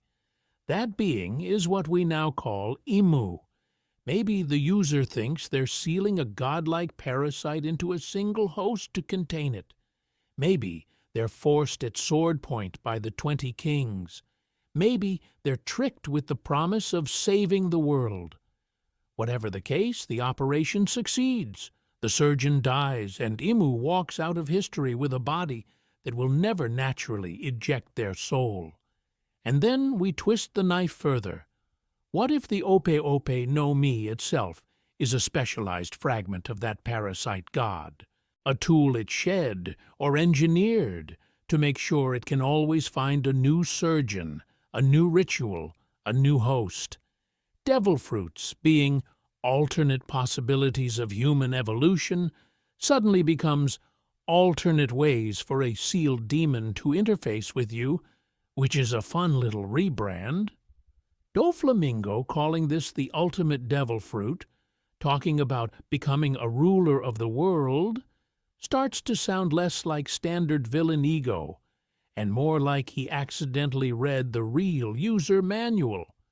You don't become king because the power is strong. You become king because the system is designed to crown one undying sovereign, and everyone else is just a rental body. And to be fair, that also reframes why the world government was so weirdly obsessed with law. Rocinante's whole tragedy stops being about one dangerous doctor and starts looking like risk management for the ritual keeping their hidden monarch plugged into reality. Which leads to the really uncomfortable question. If the Ope Ope can permanently bind a soul to a body, what happens when someone like Luffy, whose fruit is tied to Joy Boy himself, dies and gets dragged into that same system? Imu as parasite god, the body-hopping monarch of the empty throne. So if Luffy's future death might get plugged into some creepy cosmic operating system, we kind of have to ask, who's the root user on that machine? Because as far as the story shows us, the answer sitting on that supposedly empty throne is not just a person at all. Reframe Imu for a second, not mysterious shadow monarch, not final boss villain with a tragic flashback. Think of Imu as the latest skin suit for a very old, very hungry consciousness that predates the world government itself. The 20 kings didn't create their ruler. They found something already squatting in reality and said, "Yeah, let's build a religion around that." Terrific decision-making all around. Here's an interesting thing. The parasite model actually fits the mess we see. Option A. Imu is a singular ancient entity that's been body-hopping for centuries, using Ope-Ope-style immortality hacks and devil fruit logic to jump hosts whenever the vessel wears out. Option B. Imu is a composite, a swarm of soul fragments unified by one will, using the celestial dragons as a kind of walking coral reef. Each Tenryu Bito is a little chunk of the same god, badly LARPing as nobility. Suddenly, the Gorose's monstrous forms stop looking like standard mythical zoans and start looking like specialized containers. These aren't just cool demon animals. They're purpose-built vessels designed to house and channel pieces of that overarching entity. That's why they shrug off Sabo's attacks, why their bodies feel wrong even by one-piece standards. We're not watching 5 old guys with strong fruits. We're watching 5 limbs of the same parasite stretching through different hosts. And then you look at the empty throne.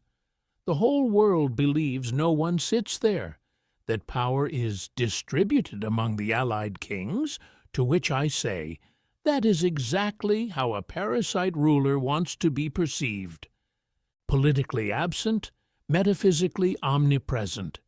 The symbol is that the throne belongs to no one. The horror is that it belongs to something that doesn't count as a person in the first place. Lulusia is where this stops being a vague, spooky idea and turns into a full system. Imu points, the island literally disappears. Most people say ancient space laser, and to be fair, that's the safe answer. But what if the weapon is just the visible side effect of a godlike parasite rewriting the save file of reality? Not just blowing up land, but deleting the location from the world's memory, like a corrupted chunk of data removed so the program keeps running. Now scale that down to the social level. The celestial dragon's god complex and casual cruelty stop being just bad parenting and start looking like side effects of long-term exposure. Live in Maria Joie long enough, and the hive mind slowly overwrites your empathy. You breathe Imu's presence like toxic air until you genuinely believe other humans are subhuman. I want to emphasize, this also reframes Imu's real fear. It's not rebellion. Rebellions are just host fevers. The Will of D, Joy Boy's return, the ancient weapons, those are different methods of eviction. Kill the parasite, overwrite its code, or, worst case, reboot the entire planet, which leads to the ugliest possibility for Joy Boy's failure. Maybe he didn't just lose a war. Maybe he found out that killing the parasite without killing the host, the world itself, is a lot harder than the prophecy made it sound. The celestial dragons as possessed nobility, wearing a god like a crown.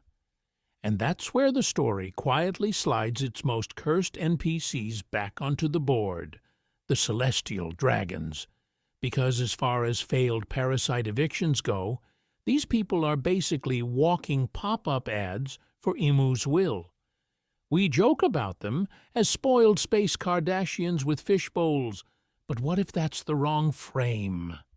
Think of them as walking antennas, not just nobles, but human routers for an ancient consciousness, broadcasting a signal that's been looping since the Void Century.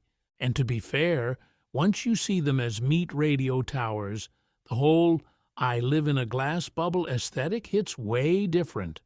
Look at their behavior. Slavery as a hobby, human hunting as a date activity, shooting random civilians because, I'm bored. Even among One Piece villains, they're off. It's not just evil. It's inhuman, like they've drifted a couple evolutionary patches away from everybody else.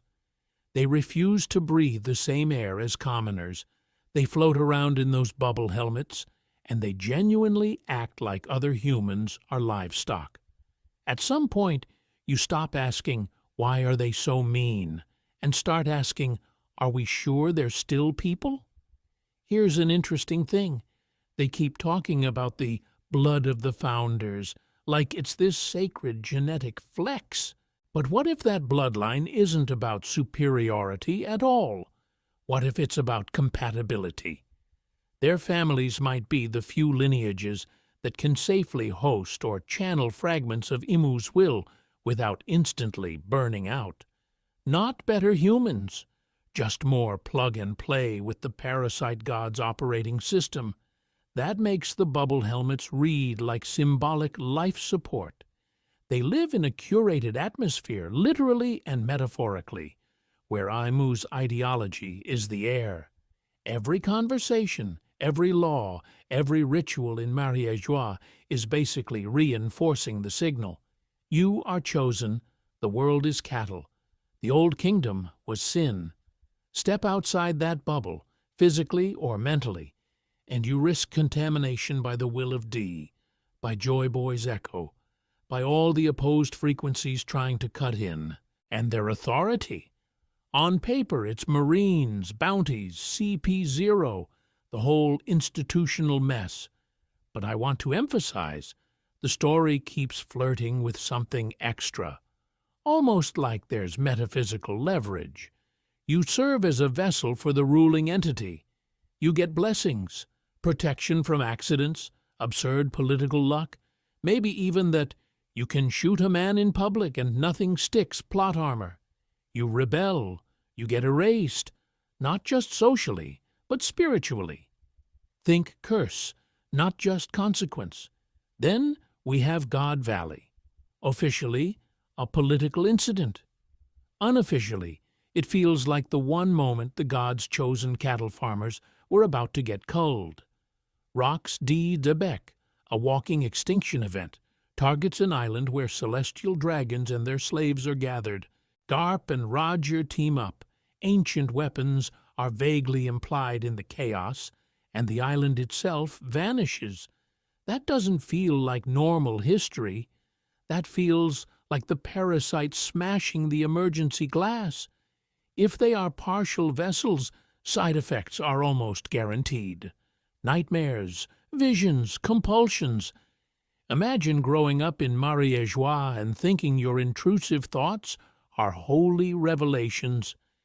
You wake up sweating about a giant straw hat in a freezer you've never seen.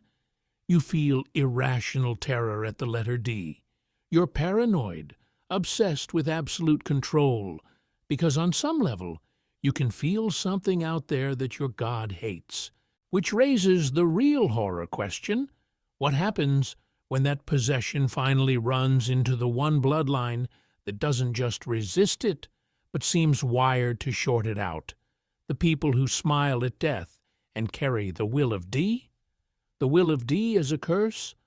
Bloodlines that reject the parasite. So let's talk about the will of D, because the fandom loves this cozy Hallmark version of it. They're just people who love freedom. To which I say, sure, but what if that love of freedom is literally hard-coded into their souls as an anti-parasite protocol? Not a personality trait.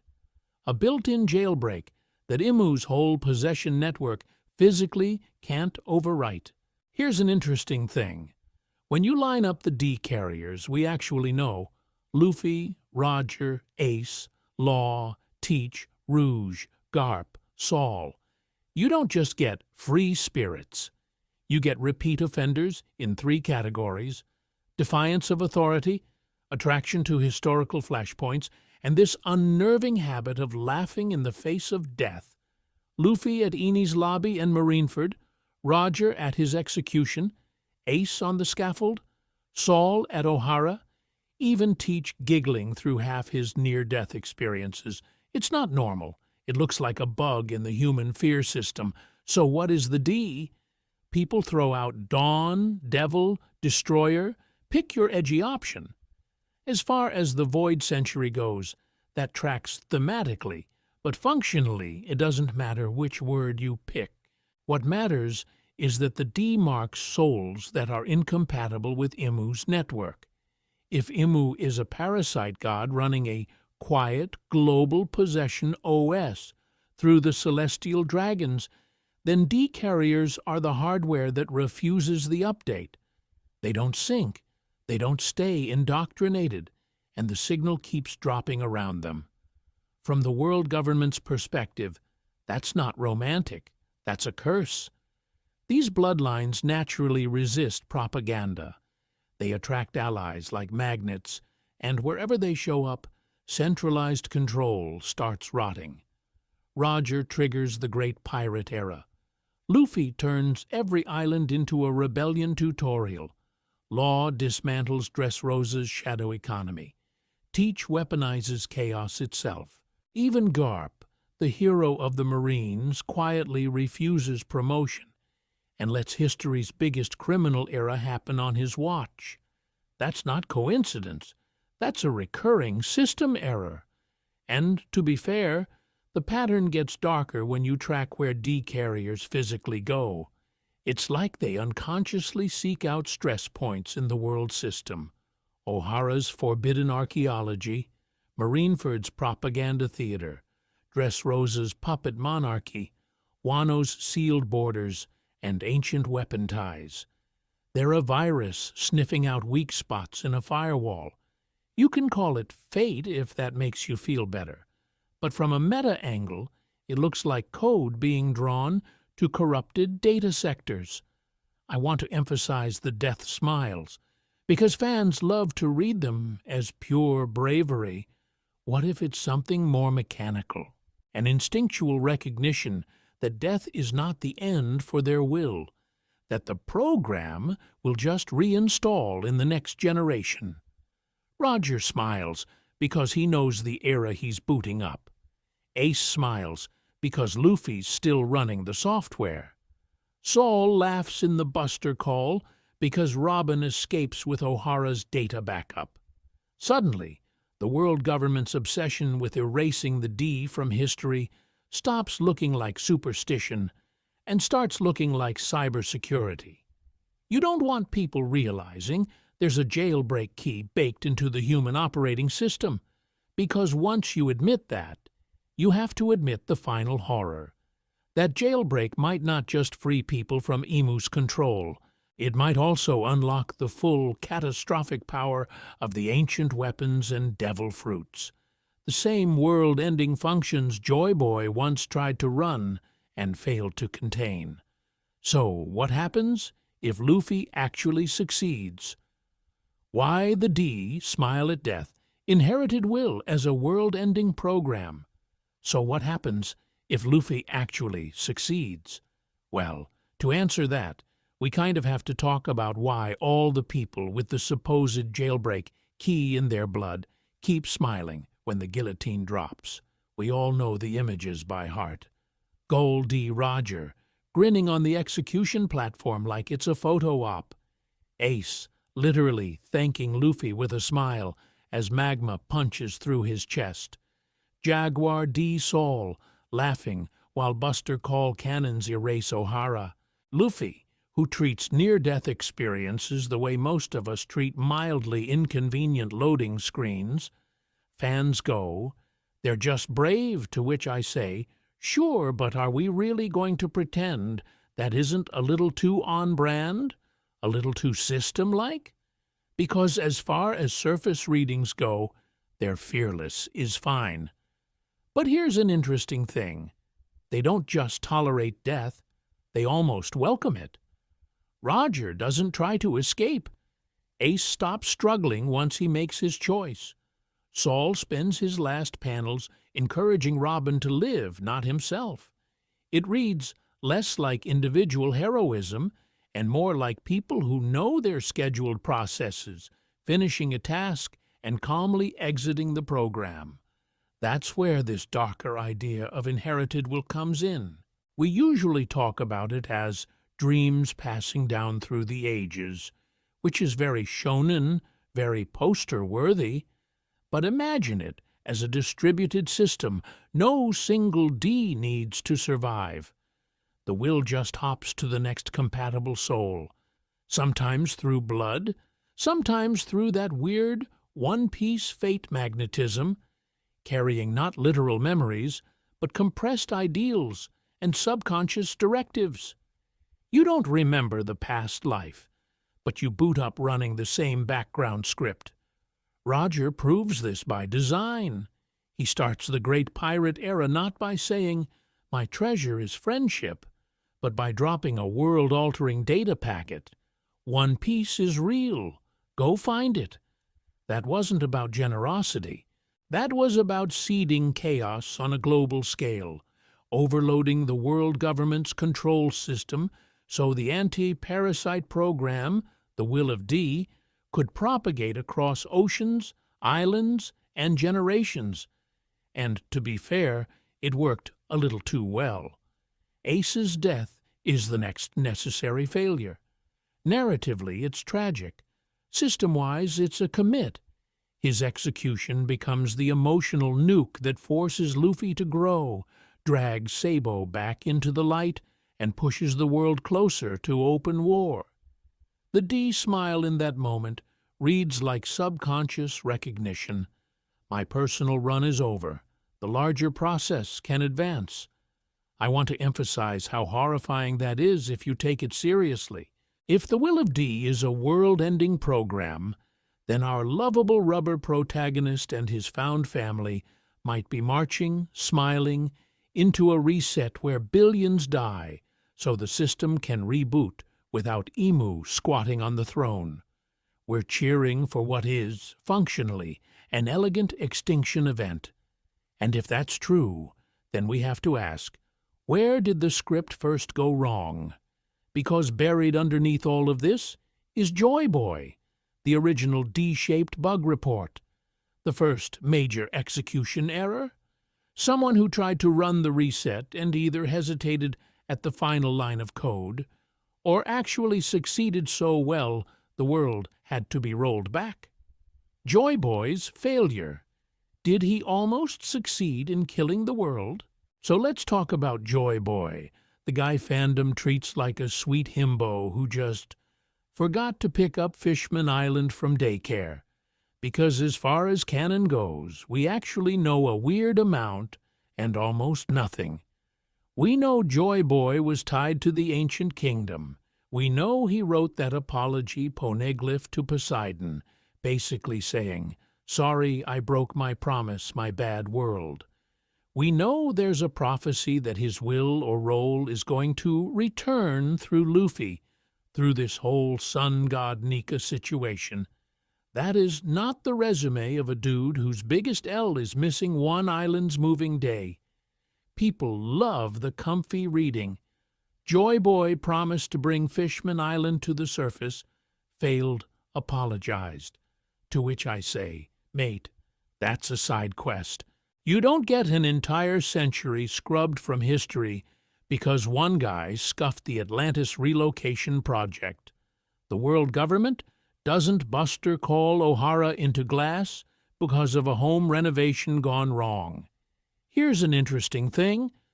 Look at what pieces Joy Boy was actually playing with. Poseidon is an ancient weapon.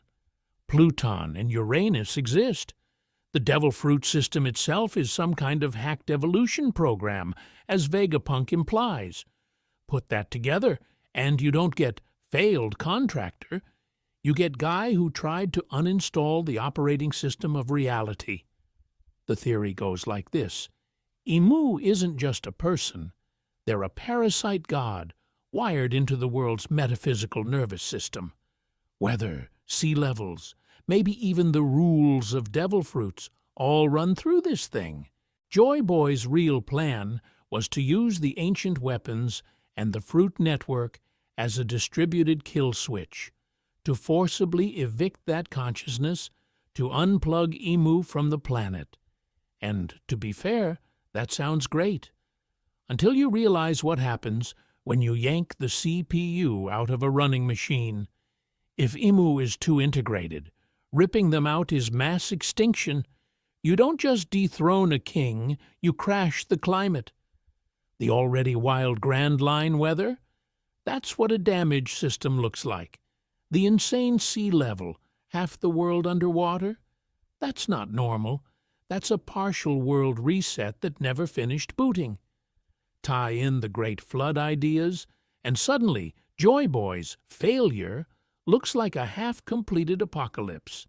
Ancient landmasses sink, poneglyphs get scattered like black box recorders, survivors crawl out, and under a wounded Emu and a brand-new world government, jury-rig a compromised version of reality that kind of works if you don't look too hard.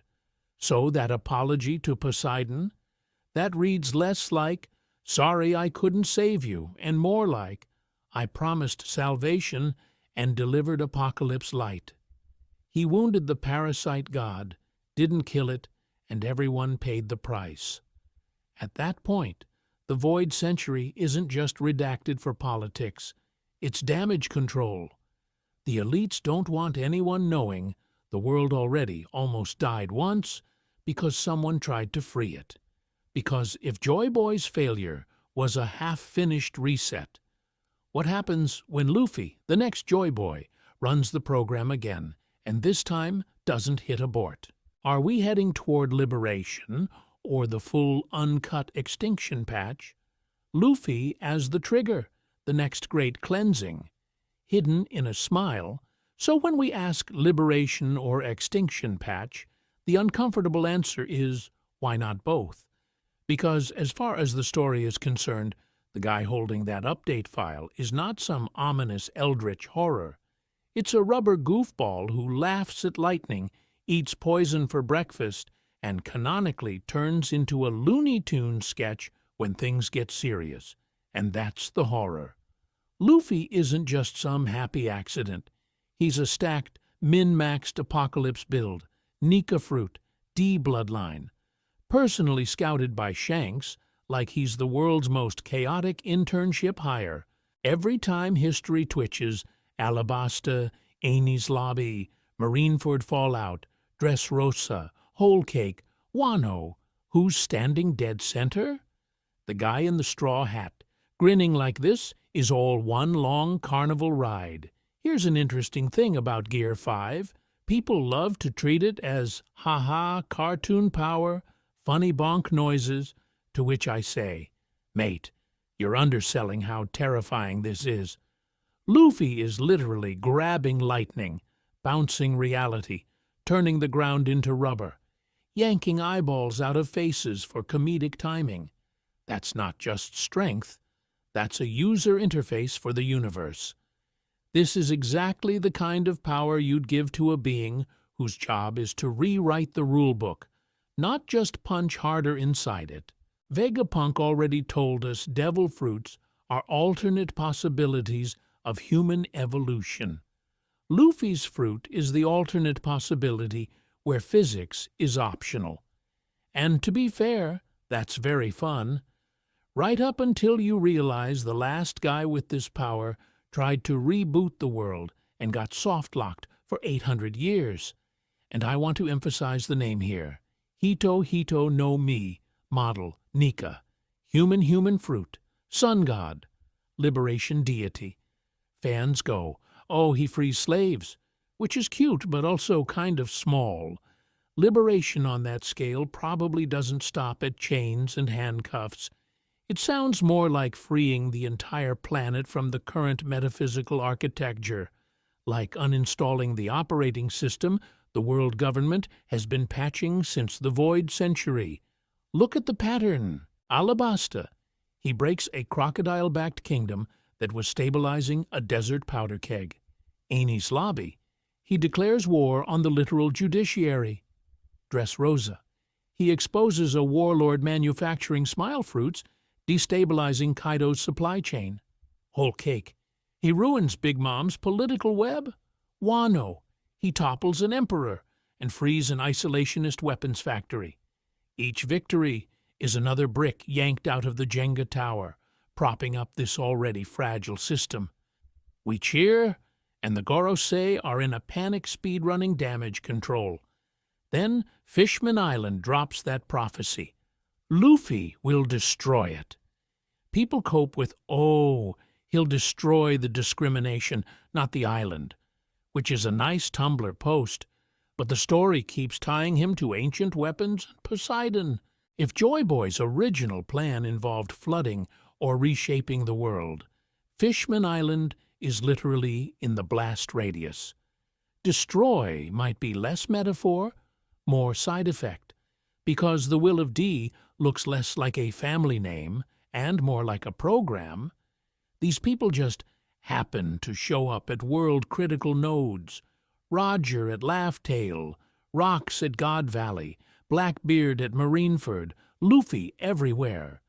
His instinct to help oppressed people feels noble but also suspiciously optimized. It's like the universe keeps speed-walking him to the exact triggers needed to finish Joy Boy's half-completed reset, and he has no idea what the final screen looks like. The nightmare scenario is that Luffy wins. He saves his friends, frees the slaves, smashes the dragons, flips the red line, presses every ancient button. And when the world finally tips over, the smiling face on the apocalypse poster is his. The drums of liberation become the countdown clock. And the really scary question isn't, will Luffy break the world? It's, when the dust settles, does he actually get to decide what comes next? Or does something older, something that's been waiting since the first cleansing, quietly pick up the pieces and start the cycle again? Ancient weapons as planet-sized exorcism tools. So if Luffy might accidentally press the apocalypse button, we kind of need to talk about what the actual hardware looks like, right? Because as far as the story tells us, the big scary tools are just three things: a boat, a mermaid, and the world's most aggressive weather app. On paper, Pluton is a world-destroying battleship, Poseidon is the power to command sea kings, and Uranus is this vague sky weapon that can apparently do Luluzia-level nonsense from orbit. Most people stop there and go, "Cool ancient nukes," to which I say, "Mate, that's the least interesting version." That's like reading Vegapunk's notes and going, "Ah yes, giant murder laser, moving on," instead of asking why a guy obsessed with systems would build 3 different flavors of overkill. Here's an interesting thing. The way they're distributed screams precision, not brute force. Sea, land, sky. It's not 3 copies of the Death Star. It's a full-body surgery kit. These aren't bombs, they're scalpels. Tools designed to cut a parasite god out of the world without killing the patient.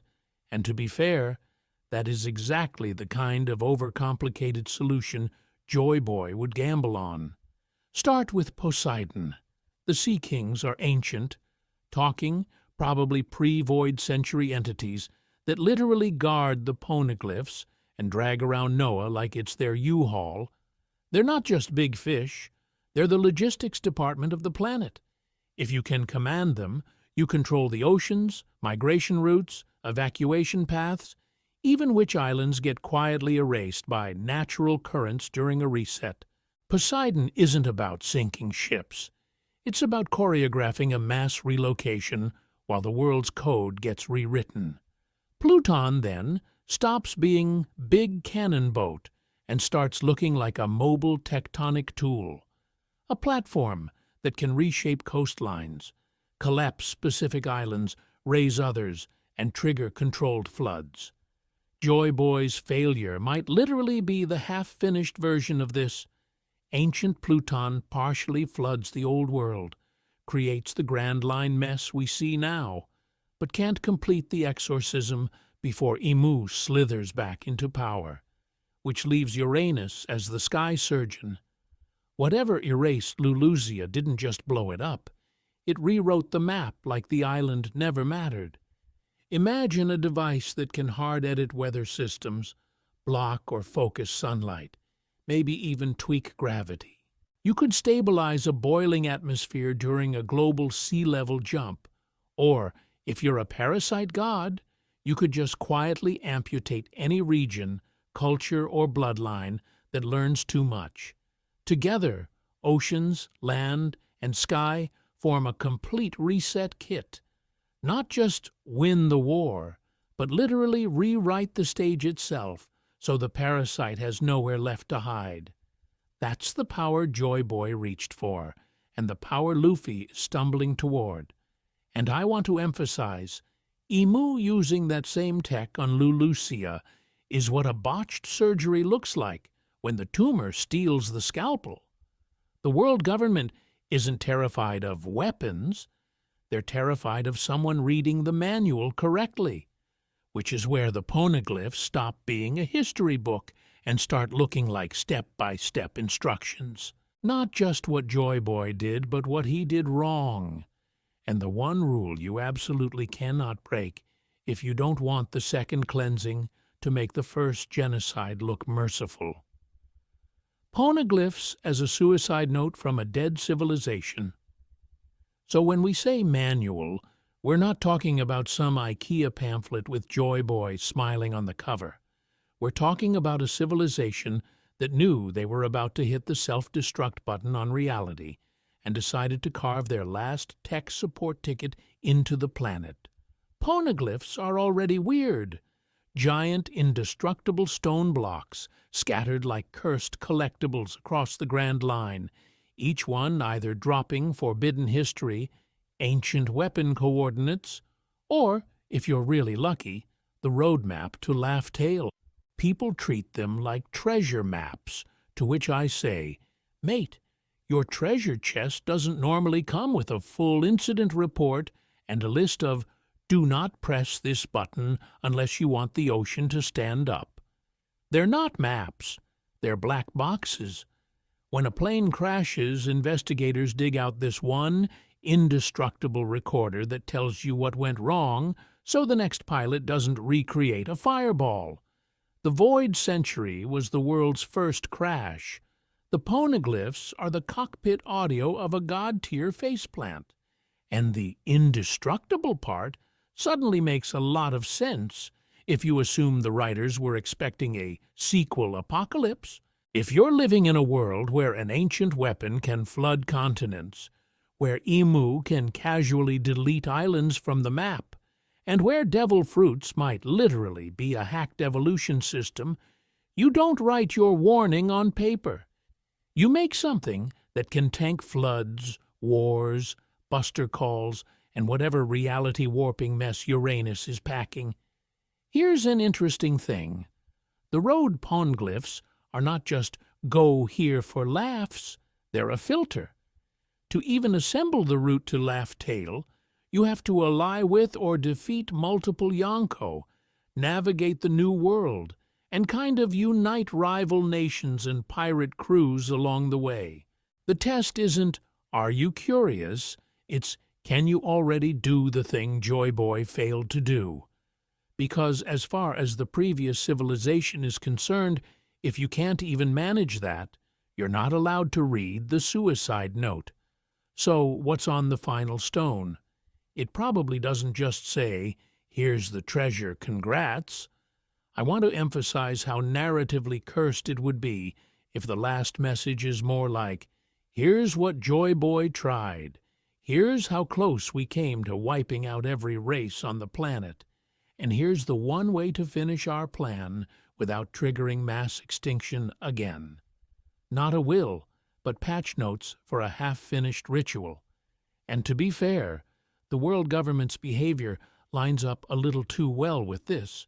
O'Hara wasn't just censorship, it was a full buster call on an island of librarians. They were willing to vaporize civilians, kids, and an entire tree because one archaeologist might connect all the stones and realize the current world order is literally built on an interrupted spell. That's why Robin is terrifying to them. She's not just a historian, she is future mission control.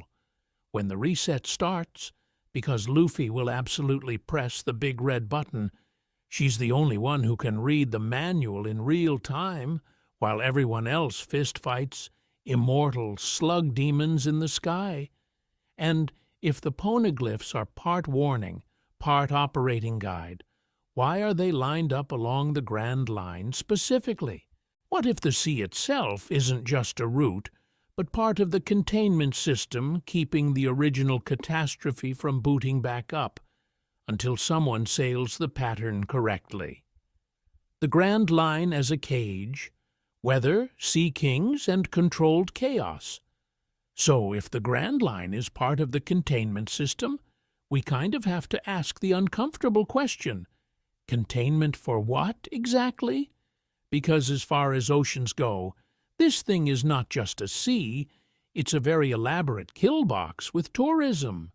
On paper, it's just the pirate route. In practice, it's a weather blender with magnets that have brain damage. You've got islands with their own locked climates, storms that literally ignore basic physics, log poses that don't point north but get addicted to specific islands, and then all of that is wrapped in this neat red line/calm belt sandwich. Two strips of ocean that look peaceful are actually Sea King hell, and turn the middle into a boxed-in corridor. People call that fun world building, to which I say, that's not fun, that's a planetary OSHA violation. Here's an interesting thing. This all looks less like fantasy map and more like the visible scar of a void-century geoengineering project. Someone didn't just draw a weird ocean. Someone grabbed the planet and said, all the dangerous stuff goes in this lane. Sea kings, poneglyph routes, ancient weapons, devil fruit users who can casually erase islands. Shove them into one chaotic artery and pray it holds. The Calm Belt and Sea Kings are the most obvious walls. They're literally a ring of instant death that punishes anyone who tries to cross without either insane luck, a coding specialist, or government tech. That means access to the Grand Line is artificially throttled. It's a quarantine zone disguised as an adventure route. You don't wander in by accident. You either have specialized knowledge, or you're so stubborn the world itself can't delete you fast enough. Reverse Mountain then becomes this hilarious one-way funnel. All four blues pour in. Gravity yeets you up a mountain, and you slide into paradise, while a suicidal whale headbutts the red line forever. Laboon isn't just sad. He's visual metaphor, DLC. Once you commit to the climb, turning back is ridiculously hard. You're trapped in the cage with the secrets, and the exit is survive long enough to literally fall off the edge of the world. I want to emphasize how intentional that feels. One version of the theory says the ancient kingdom built this structure on purpose. They knew Emu, knew the world government would rise, and locked the reset tools and the Poneglyph trail inside a gauntlet. Any future Joy Boy would have to be strong, allied, and stubborn enough to brute force the route, while Emu could never just stroll up with a battleship and grab Uranus like a lost AirTag. The darker version is that the world was already broken, and the government simply hijacked it. They weaponized the chaos. The Grand Line becomes their dumping ground for threats.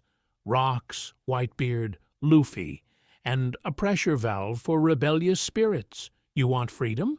Cool, go die in the funny ocean. And if the One Piece is some kind of activation key, maybe it only works inside this cage, under these magnetic, lunar, Sea King conditions, which would explain why it sits at the very end of the line. Because if the Grand Line is the prison, Laugh Tale sure looks like the control room. Laugh Tale and the One Piece, the button you're not supposed to push. If the Grand Line is the prison and Laugh Tale is the control room, then the One Piece is not a treasure chest. It's the giant red lever with a sign that says, "Do not pull unless you are absolutely sure," which, historically, people are terrible at. So we get to Roger. Man reaches the end of the world, reads the Void Century, sees the ancient weapons, gets the full tutorial on devil fruits and this parasite god situation, and he laughs. He calls it a great treasure. And then, critically, he does nothing with it. People love to treat that like, oh, he just respected freedom, to which I say, if it was just gold and jewels, this dude would have weaponized it instantly. Fund a fleet, buy nations, bribe the world government's entire tax department. What he actually found had to be information plus a mechanism. Not just, here's what Emu did, but here's the button that lets you undo it. Because as far as world-shaking power goes, Roger already had clout, allies, and the ability to topple countries. The only thing he didn't have was a way to rewrite the whole system in one move. So here's an interesting thing. If we treat the One Piece as a device, two main horror options pop out. Option A. It's a synchronization key that lines up the ancient weapons with the Devil Fruit network, letting you run a controlled reset. Think Pluton, Poseidon, Uranus, all firing in rhythm, while the alternate possibilities of human evolution that Vegapunk talks about get hard rebooted. Option B. It's the true name or core form of the parasite god we've been calling Emu. You don't just learn about it. You gain the power to kill it or command it. Either way, Roger's choice suddenly looks less like LOL adventure and more like restraint. He realizes that if he hits reset now, in a world that's fractured, bigoted, and barely understands hockey, you just get Joy Boy's Failure 2.0. Massive death, no guarantee the survivors build anything better, and the will of D turns into a cosmic grief loop. So instead, he seeds the great pirate era. Flood the map with competing crews, weird alliances and people accidentally awakening their fruits, and hockey because they got punched really hard. He's trying to generate enough awakened wills that when the next Joy Boy hits Laugh Tale, the world is actually flexible enough to survive the choice. Which brings us to the fun part. We think Laugh Tale doesn't just hold lore. It holds a literal choice mechanism. Maybe it's a device keyed to the ancient weapons. Maybe it's a ritual where you address the world's god by its real name. But at the end, someone has to pick. Preserve the current cage, parasite and all, or initiate the final exorcism and reset everything. And the person who's probably going to be handed this cosmic kill switch is Luffy, the most instinct-driven, least strategic protagonist imaginable. This man will decide the fate of the planet based on vibes, meat availability, and whether his friends are crying. And to be fair, that might actually be the point. Because I want to emphasize there's one more layer lurking. If devil fruits are failed souls or fragments of sealed weapons, they are not neutral. They're watching, waiting for that Laugh Tale moment. And when the reset choice appears, whose voice is Luffy really going to hear? The world's or the fruits? Devil fruits as prisoners. Are the powers rooting for the world to end? So let's crank that dial one notch darker and just say it. If devil fruits are soul fragments, then every user is basically walking around with a tiny, unemployed god screaming in their bone marrow. And to be fair, that makes the whole series feel less like a fun pirate romp and more like a possession horror story that forgot to be scared. We've already played with the soul fragment model, But here's an interesting thing. If even a sliver of awareness survives, that fragment has opinions. It remembers losing. It remembers being sealed. It remembers the void century as the moment the program crashed and got rebooted into this weird, authoritarian beta test.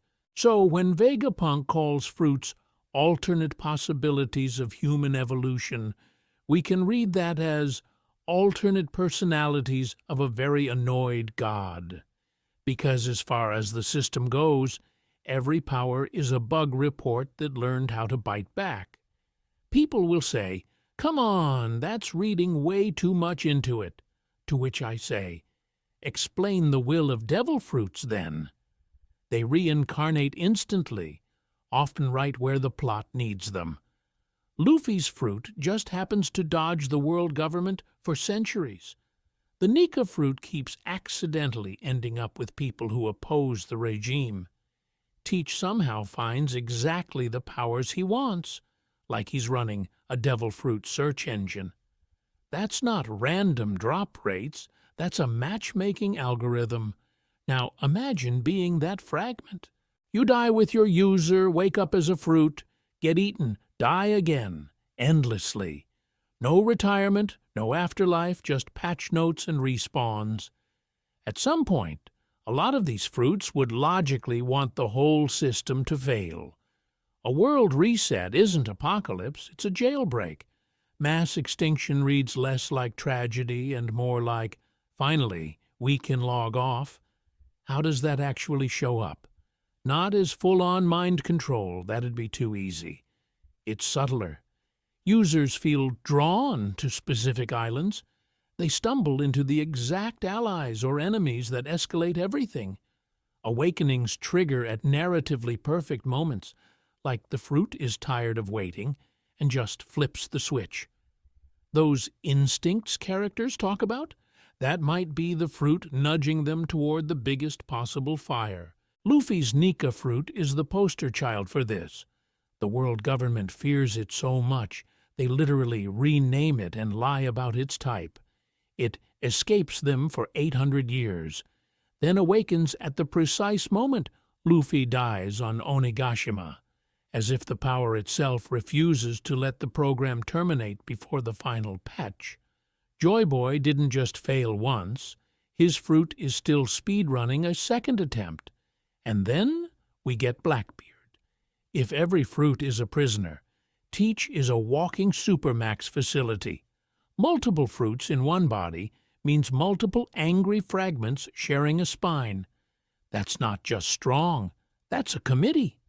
A server farm of glitchy god pieces that could hijack whatever reset Imu and the ancient weapons are aiming for and run their own update instead. Which leads to the really fun nightmare. When we hit Laugh Tale and the final choice appears, it won't just be Luffy deciding. Every devil fruit in the world will, in a vague, horrifying way, be voting through its user. The D-Clan, the ancient weapons, the fruits, Imu's parasite god thing. Every cursed subsystem screaming about what the world should be. And I want to emphasize, that's where the story can flip. Maybe One Piece isn't about freedom at all. Maybe it's about whether a planet run by sentient weapons, cursed bloodlines, and immortal parasites can be trusted not to hit format world one more time. Which is a problem, because our next theory suggests somebody already did. Blood, gods, and genocide. The world government's original sin revisited. So at this point, it kind of feels like Oda didn't write a pirate manga. He wrote Catholic guilt with funny hats. We keep circling the same crime scene. A missing century that looks less like a war and more like a species being factory reset. An immortal thing on the empty throne. Powers that feel like haunted software. And one specific letter that turns people into walking extinction events. Quick recap, so we don't drown in our own red string. The Void Century? looks increasingly like a coordinated racial purge. Lunarians vanished, buccaneers enslaved, anyone with D in their name treated like a bug in the code. Imu sits above even the Gorosei, surviving attacks, warping into something non-human.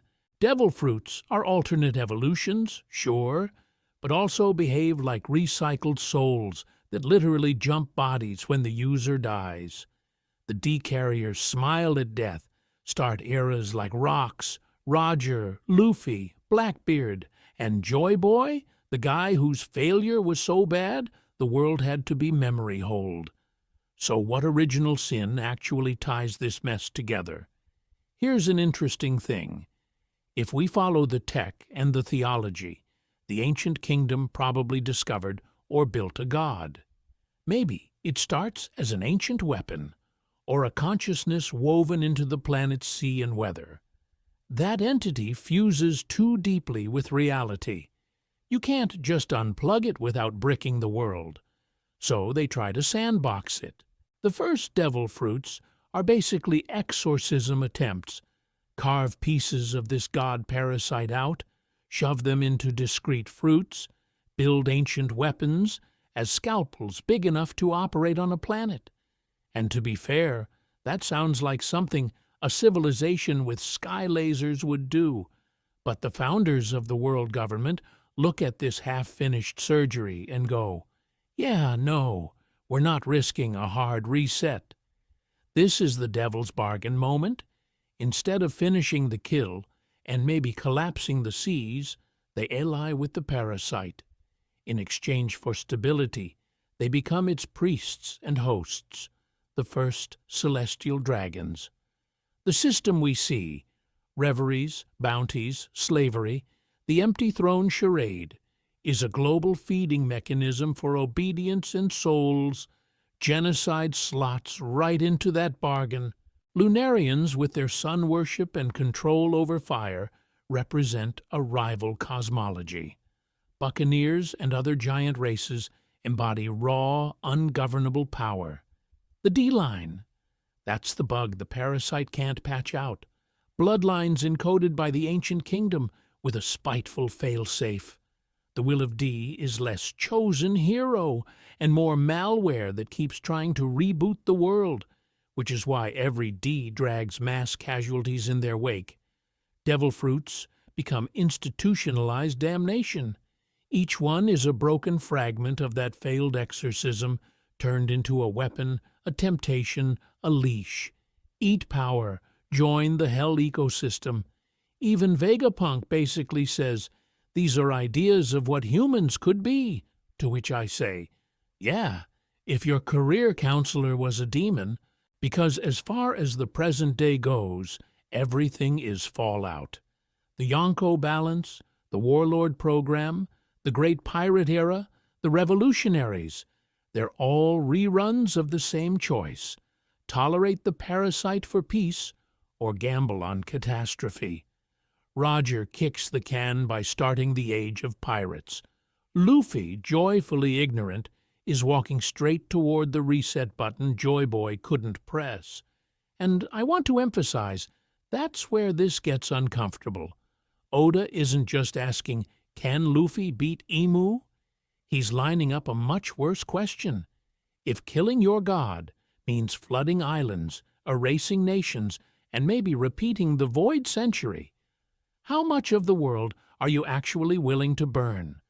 Because the terrifying answer might be, the story's already decided. The D as walking calamities. Are they programmed to break the world? So let's crank that discomfort up a notch and say the quiet part out loud. What if the will of D isn't a blessing at all, but a built-in self-destruct button for the planet? We talk about DS like they're fantasy protagonists with plot armor, chosen by destiny, all that shonen poster quote stuff. To which I say, have you actually looked at this bloodline's track record? Wherever a D shows up, governments topple, islands burn, and somebody's eternal era of peace suddenly has a very short expiration date. It starts to look less like fate and more like a sabotage program walking around in a straw hat. Because, as far as behavior patterns go, the Ds are suspiciously consistent.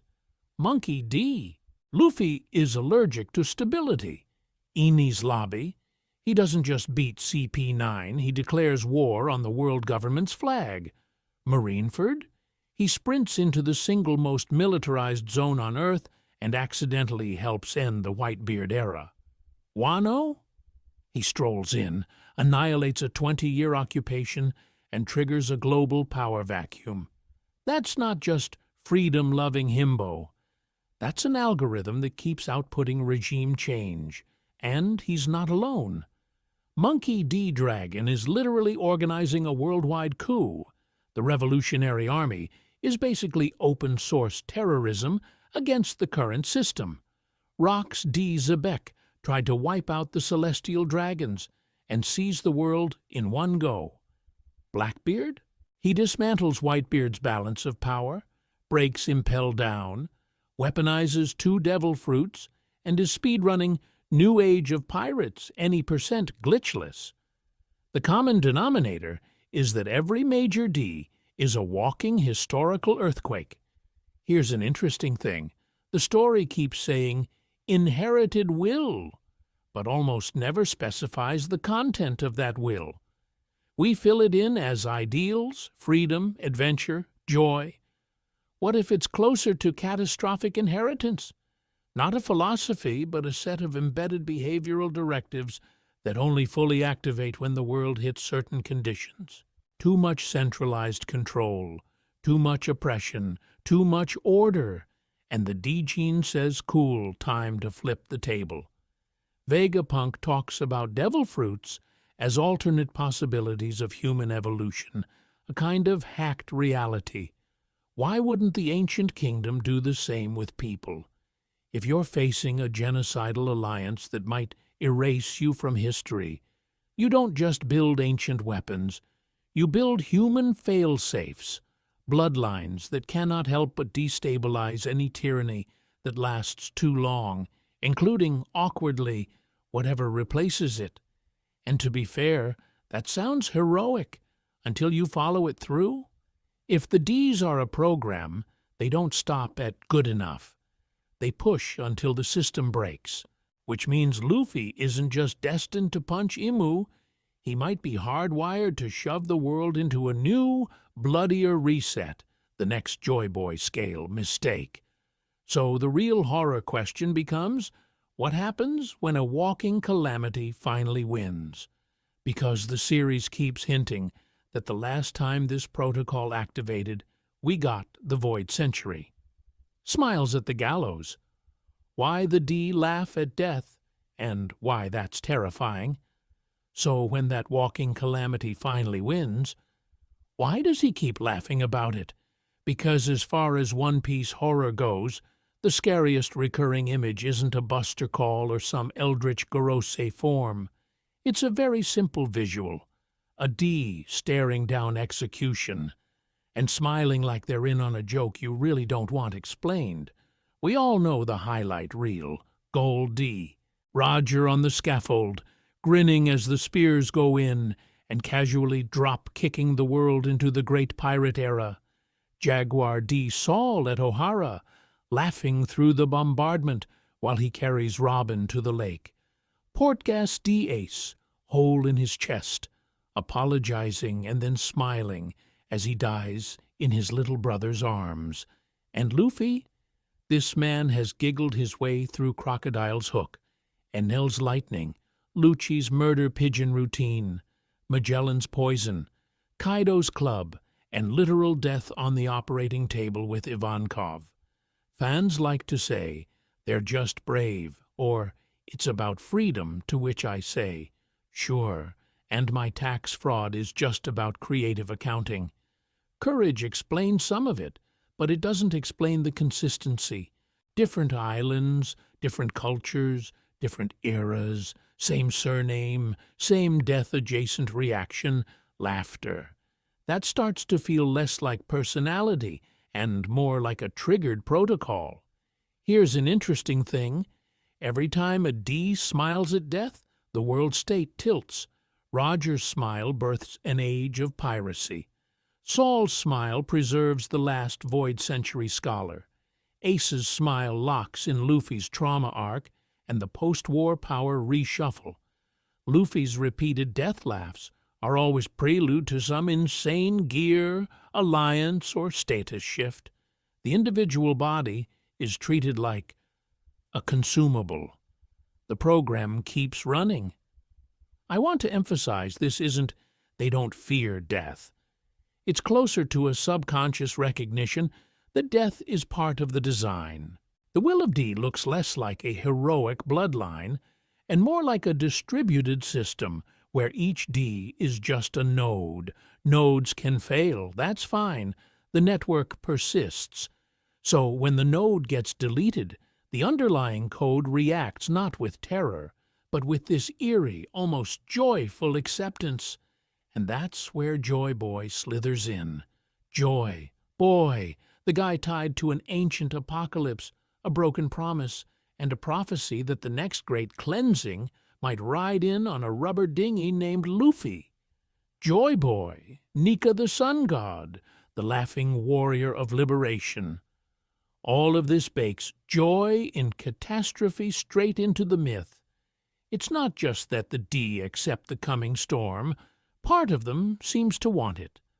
Like the reset is the punchline they've been waiting 800 years to hear.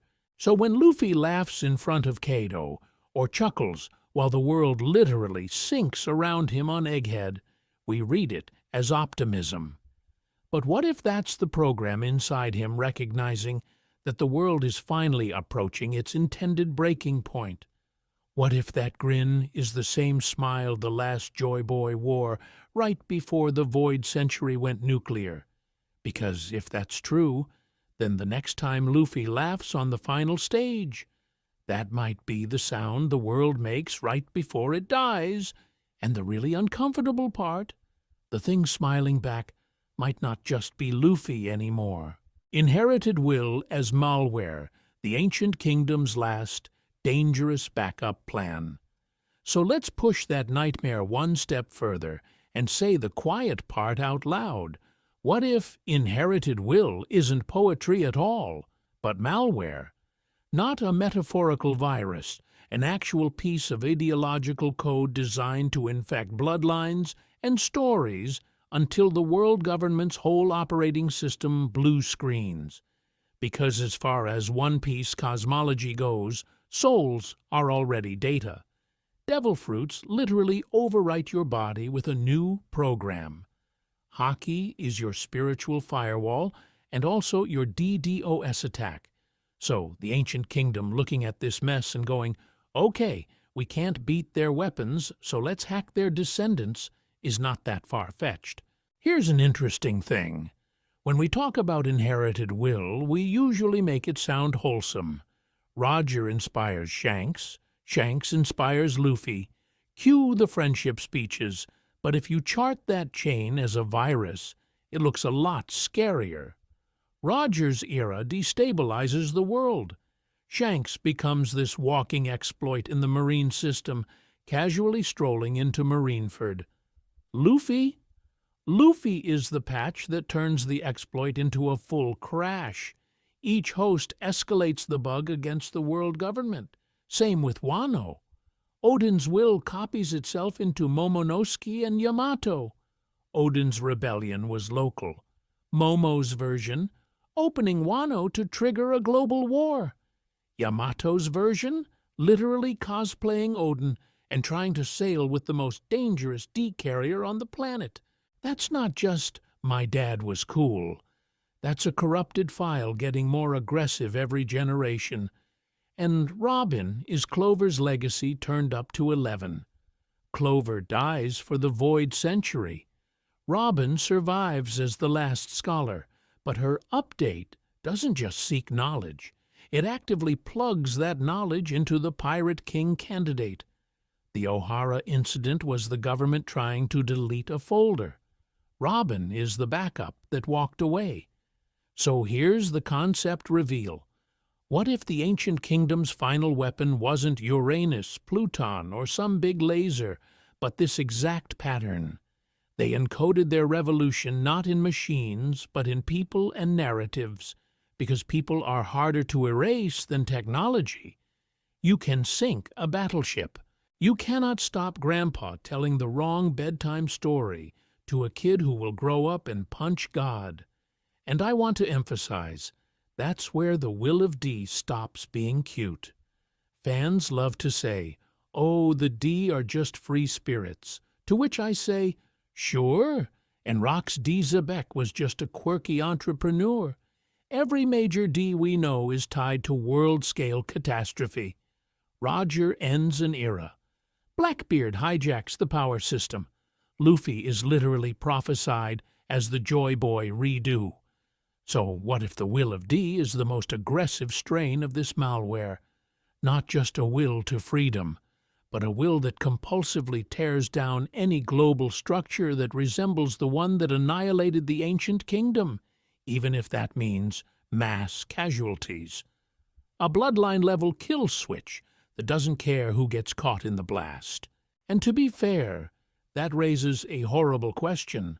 Are we rooting for the antivirus, or the virus that's about to wipe the drive clean? Because if the will is the code, then Imu's whole job might be running the world's most brutal security software. Which leads to the next terrifying idea. What if Imu isn't guarding the world from chaos at all, but from a reboot the ancient kingdom already scheduled 800 years ago? Joy Boy's original failure. Did he abort the first global extinction? So, if the ancient kingdom scheduled a reboot, we kind of have to talk about the guy who was supposed to hit the reset button and then apparently went, yeah, actually, no. Joy Boy, our beloved canonical failure. We usually treat that Fishman Island poneglyph like it's a cute side quest. Sorry I couldn't keep my promise, my bad mermaid princess. To which I say, nobody carves a cosmic apology into indestructible stone for forgetting a birthday party. This is an apology tied to Noah, the literal continent-sized ark, and the Sea Kings, who casually mention that their job is to move that thing when the appointed time comes. That's not a missed meeting. That's a world event that never fired. Here's an interesting thing. The story frames Noah as an evacuation ship, a way to save fishmen from some future catastrophe. But because as far as One Piece naming goes, calling it Noah is not subtle, we have to at least entertain the darker version. What if Noah wasn't just for saving people from a flood, but for making the flood work properly? A controlled disaster, a planned migration, a way to drain certain populations while preserving others. Imagine a system where the Sea Kings raise the sea level, islands disappear, red line gets shattered, and whole regions get selectively wiped. Noah ferries the chosen races, the Sea Kings enforce the borders, and when the water settles, the power balance is completely rewritten. Lunarians, buccaneers, D-bloodlines, fishmen, whoever the ancient kingdom favored, all slotted into a new hierarchy while the old world literally drowns. That's not liberation. That's a software patch with a built-in genocide. And I want to emphasize, the poneglyph doesn't say, "Sorry, I lost." It reads like, "Sorry, I didn't do what I said I would." That's different. That sounds less like a tragic defeat and more like a refusal. Joy Boy's failure might be moral, not tactical. Faced with the moment where he's supposed to sacrifice a terrifying number of humans, maybe even specific races he'd come to care about, he balks. He aborts the extinction event. He leaves the program half-executed and walks away, which, from the perspective of whoever wrote the original code of this world, makes him the bug, the unreliable component, the antivirus that suddenly refuses to delete half your files because, And to be fair, those files are people. And that sets up a horrifying parallel. Because if Joy Boy 1.0 was the guy who couldn't pull the trigger, Joy Boy 2.0, Luffy, might be walking into the exact same prompt, only this time the system has learned. No second failure allowed. The Sea Kings are already talking about the promised time, Poseidon's been reborn, the ancient weapons are reappearing, the script is booting back up, so the real nightmare isn't, will Luffy beat Imu? It's, when the world asks for a sacrifice again, will Luffy be allowed to say no? And if he does the planet itself crash?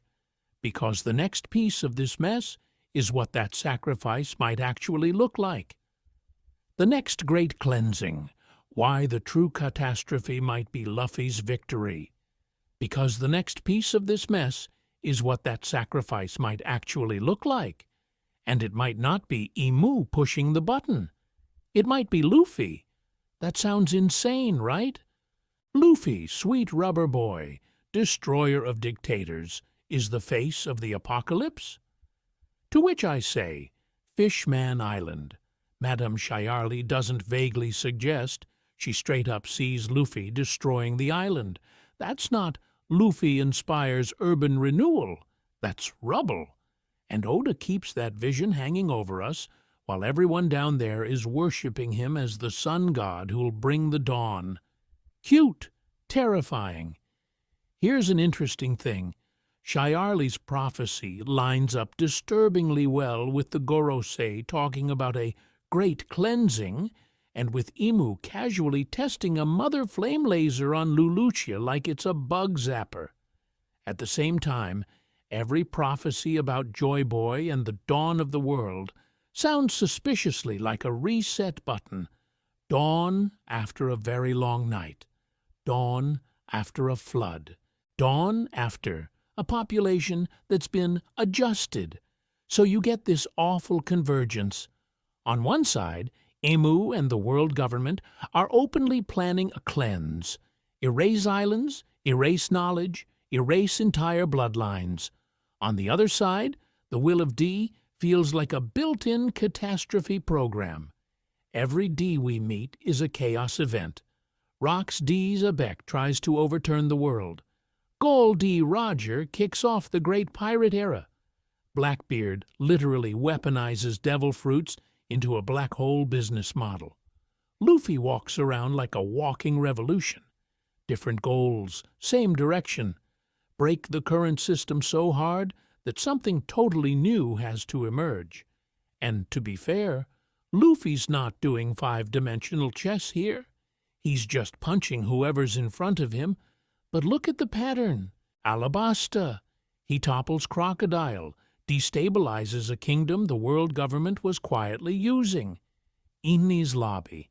He declares war on the government's judicial symbol, and suddenly the untouchable system looks very touchable. Marineford. He doesn't win, but he turns a single execution into a global trauma. Dressrosa. Doflamingo falls, the underground weapons network implodes, and countless wars start shifting. Wano. An emperor falls, the balance of the three great powers is shattered. Every victory is a tectonic plate slipping. Because as far as the world is concerned, Luffy is not a hero. He's an accelerant. He speeds up whatever was going to happen anyway. Imu wants a controlled demolition. The will of D might be the code for an uncontrolled one. Either way, the building is coming down. I want to emphasize how chilling that dawn language becomes if you take it literally. Imagine the final war ends, the sun rises, the seas are calm, and half the islands you remember just aren't there. Fishman Island? Gone, crushed in the process of bringing the fishmen to the surface. Reverie Kingdoms? Vaporized in a mother flame crossfire. The smile on Luffy's face is real, but so is the body count behind him. And the darkest possibility is that this was always the deal. Joy Boy failed because he couldn't pay that price. Luffy might succeed precisely because he will. So when everyone celebrates the dawn, we have to ask, dawn for who? Because the next theory takes that idea and says the Void Century wasn't the first time this happened, just the last time anyone remembered. IMU versus Joy Boy, 2 apocalypse plans, 1 broken world. So here's the uncomfortable fork in the road. If the Void Century was a previous final battle, then IMU and Joy Boy weren't just enemies. They were rival project managers for the apocalypse. 2 different patch notes for the planet, same end result. Uninstall current world. Let's start with Emu, because as far as we can tell, that thing is winning right now. Emu is basically a parasite god, squatting in the save file of history, maintaining this immortal, stagnant order by deleting any bug reports. O'Hara discovers the Void Century? Gone? God Valley becomes the stage for a celestial dragon massacre? Erased? Lucia slightly inconveniences the narrative? Laser deleted from the map. That's not justice. That's selective hard drive formatting. And to be fair, the tools are insane. We're talking planet-level weapons. Whatever hit Lucia looked like Uranus cosplay as a satellite strike. The Gorosei tank Sabo's flames and morph into eldritch monsters, which strongly suggests Imu's immortality is a body-hopping, possession-based system. The celestial dragons aren't just rich. They might literally be rental cars for this ancient entity, passing down control like a cursed timeshare. Here's an interesting thing. Joy Boy's side is not automatically the comfy alternative. Joy Boy is framed as the liberator archetype, the guy tied to the Sea Kings, the Noah, the ancient kingdom's tech, the promised dawn. Sounds great, until you ask what it takes to pull that off. Why do you need a ship the size of Noah? Why are the Sea Kings talking about a future where the 2 sovereigns will finally move the world? Move it where, exactly? Into the ocean? Vegapunk straight up tells us devil fruits are alternate possibilities of human evolution, which is a very cute way of saying someone hacked reality.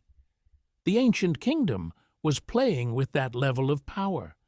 Poseidon can command sea kings. Pluton can erase islands. If Joy Boy's plan was to awaken all of that at once, you're not fixing the world. You're breaking the current system so hard, it probably can't be put back together. And I want to emphasize the symmetry here, because this is where it gets nasty. Both apocalypse plans run on inheritance. Imu's order continues through celestial dragon bloodlines, the Gorosei, and institutional continuity so rigid it survives 800 years. Joy Boy's counterplan runs through the Will of D, Poneglyphs, and prophecies that keep dragging new candidates into the role whether they want it or not. So the central horror isn't good versus evil. It's, which version of the end do you prefer? Eternal oppression with surgical genocides whenever someone learns too much, or explosive freedom where the shackles break, the Sea Kings rise, ancient weapons wake up, and a whole lot of bystanders quietly stop existing. People say, well, obviously we pick Luffy, to which I say, sure, but that just means we're rooting for the apocalypse with better vibes. And the next theory asks, what if the Void Century was Imu winning once? And this time, Joy Boy actually finishes the job. The racial purge theory, Buccaneers, Lunarians, and the lost blueprint of humanity. So if the Void Century was Imu winning once, the obvious follow-up is, what exactly did they win? And here's an interesting thing. When you line up the races that mysteriously almost don't exist anymore, it stops looking like random oppression and starts looking like someone uninstalling core parts of a world-sized operating system. We have buccaneers, like Kuma's people, literally a giant slave race with absurd durability, hunted and catalogued like rare animals. We have Lunarians like King, who were worshipped as gods, can ignite their bodies, and were paid for by the corpse on the black market. Fishmen and merfolk, shoved into ghettos, trafficked, and legally discriminated against for centuries. And then the D-clan, not in chains in the same way, but treated as a walking red flag by anyone who actually knows history. That's not just racism, that's patch notes. Because as far as the ancient kingdom goes, a lot of people have pointed out, it feels like it was running some kind of intentional multi-race design. And to be fair, Oda keeps giving us puzzle pieces. Lunarians are basically living solar panels with wings. They burn, they fly, they survive anything. Imagine them as the world's energy grid, perched on sky islands and weapon platforms, literally powering technology the world government now hoards or bans. You don't want that kind of independent power source hanging around if your whole thing is control. Buccaneers, on the other hand, are the perfect combination of human and giant. Massive strength, but still human enough to blend into societies and guard key sites. These are your living fortresses, your labor force for building things like, say, continent-sized bridges or city-sized warships. Fishmen and merfolk, oceanic stewards. They can outswim sea kings, control currents, talk to sea life. If the ancient kingdom really was a sea-based civilization, these guys are your network admins for the entire planet's water system. And then the Ds. The Will of D keeps showing up at every single world-shaking event like it's hard-coded into them. Rocks, Roger, Luffy, Blackbeard, all chaos catalysts. They don't maintain the system, they reboot it. I want to emphasize how weird it is that they all smile at death. That's not just personality. That reads like a built-in failsafe that says, if the world stagnates, press this bloodline. So the racial purge starts looking like a software rewrite. Eliminate your living batteries, your giant guardians, your ocean admins, your reboot key. Replace them with a human-centric model where celestial dragons sit on top. Vegapunk reverse engineers whatever scraps of ancient tech you didn't wipe, and everyone else is small, divided, and manageable. And Luffy, he's accidentally reinstalling the old drivers. He frees fishmen, protects a Lunarian, inherits D, allies with giants, and befriends Kuma's legacy. If all those roles come back online at once, what if that's exactly the condition needed for the original Dangerous World program to boot back up again? Which raises a darker question. If the system reboots, what actually happens to the people living in the patched version of the world? God Valley and the Prototype Purge, a trial run for world erasure. If the world can reboot, that implies someone, at some point, ran a test version, a beta build of global erasure. And as far as historical horror shows go, God Valley looks exactly like that prototype. Here's an interesting thing. Every time Oda really wants you to notice a hole in history, he doesn't just leave it blank, he draws a chalk outline around it. Ohara gets a Buster Call and a Demon Tree. Lelouch gets Thanos snapped by a sky laser. God Valley? We're told it existed. It hosted celestial dragons. It shaped legends like Garp and Roger. And then it literally stops existing as an island. That's not just censorship. That's uninstalling a location. We know that on God Valley the celestial dragons held a hunting game. That phrase alone is doing war crimes level heavy lifting. Who do these people hunt for sport? Slaves, Subhuman races, probably anyone with a bloodline they've flagged as dangerous. Buccaneers, long arms, fishmen, maybe even D-adjacent families who got a little too loud. It's Sabadi's slave auctions, but with the safety off and no cameras, because the only cameras are the Gorosei's memories. And then into this already cursed safari walks Rox D. Zebek, a D who doesn't just rebel personally, but builds a coalition of monsters. Whitebeard, Big Mom, Kaido, the whole future Yonko starter pack.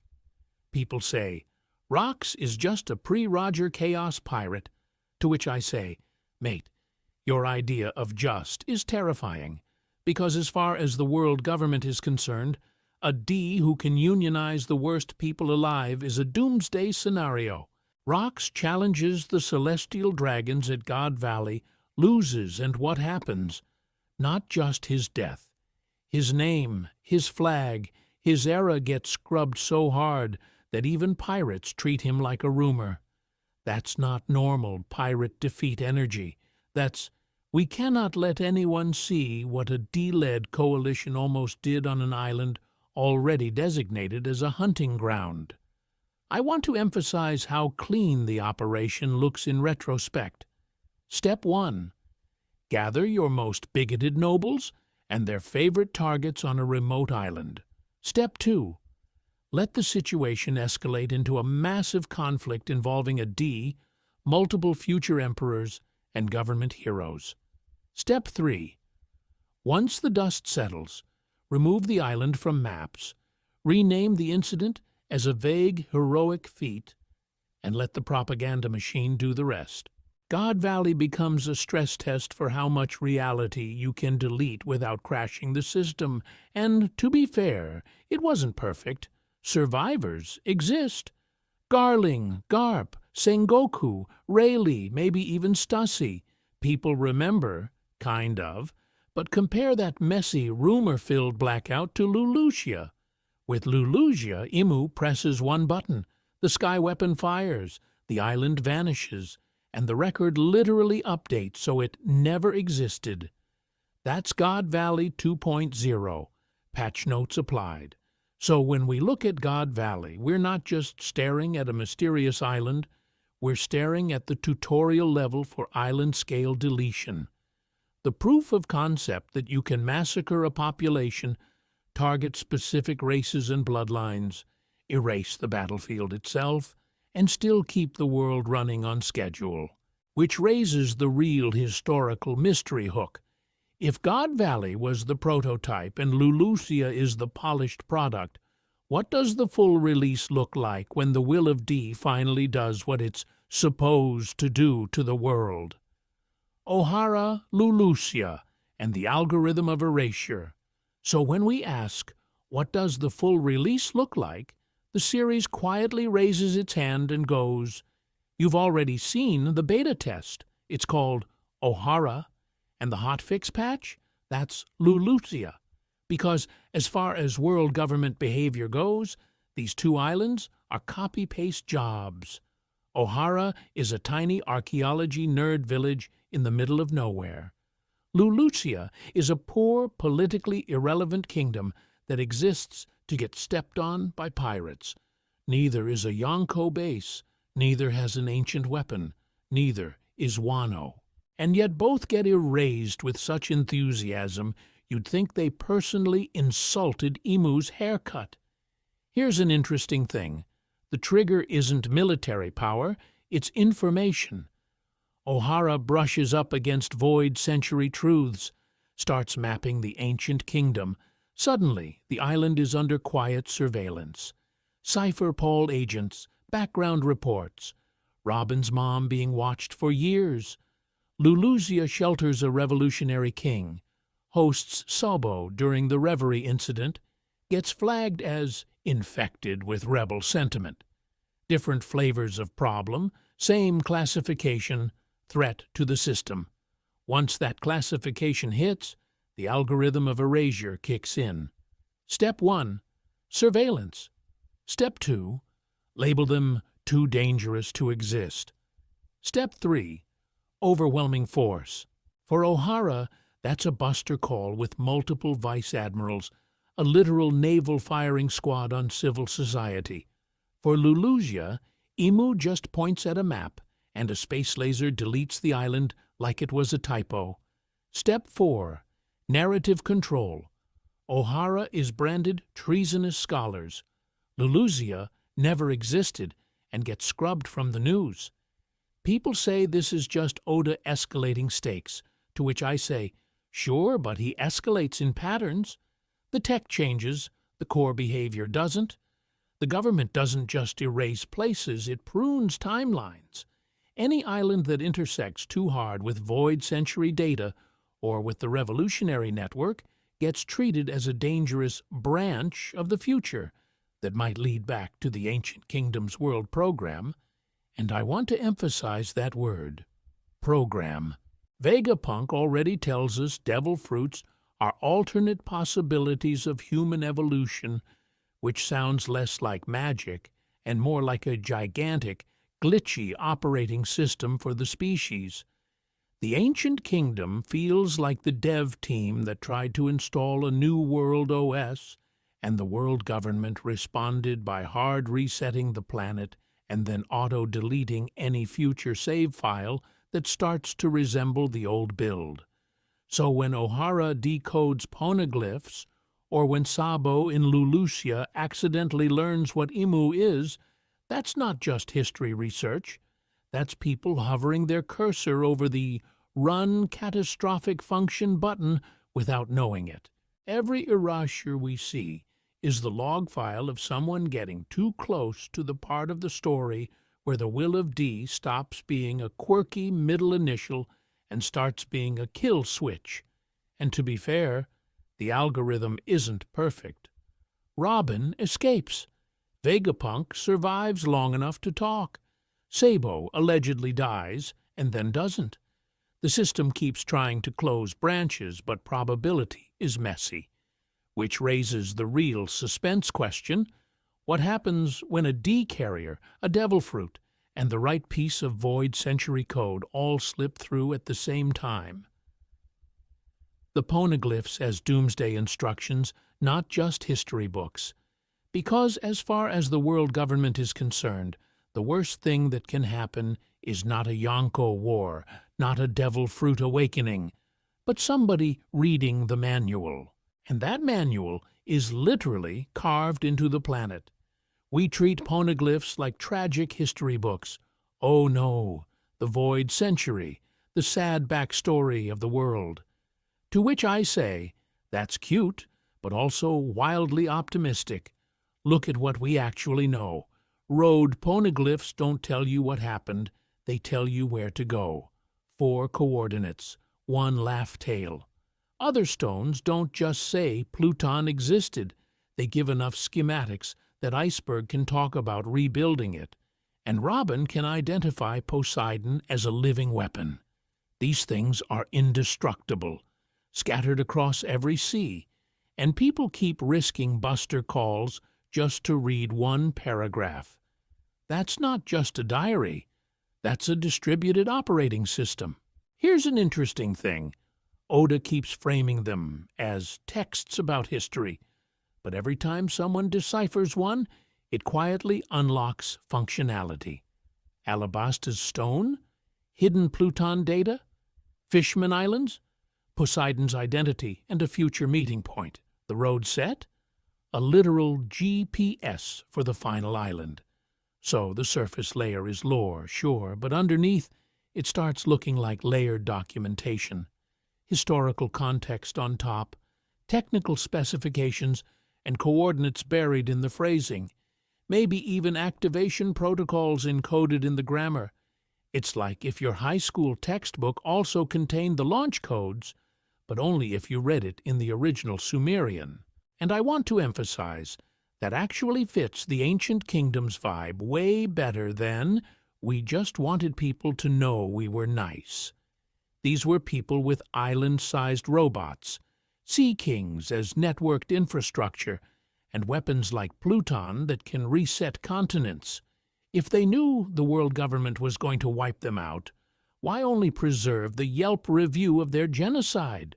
You either erase yourself cleanly, or you leave behind tools. The Poneglyphs feel like a contingency plan, a way for some future generation with enough will and enough literacy to either restore their world-shaping power or surpass it. Which is where this gets dark for our main cast. Robin's life goal isn't just learn the truth, it's complete the instruction set. Luffy isn't just chasing treasure, he's aggregating the keys to a global system that already triggered one mass extinction event. Every road poneglyph they collect doesn't just narrow the path to Laugh Tale.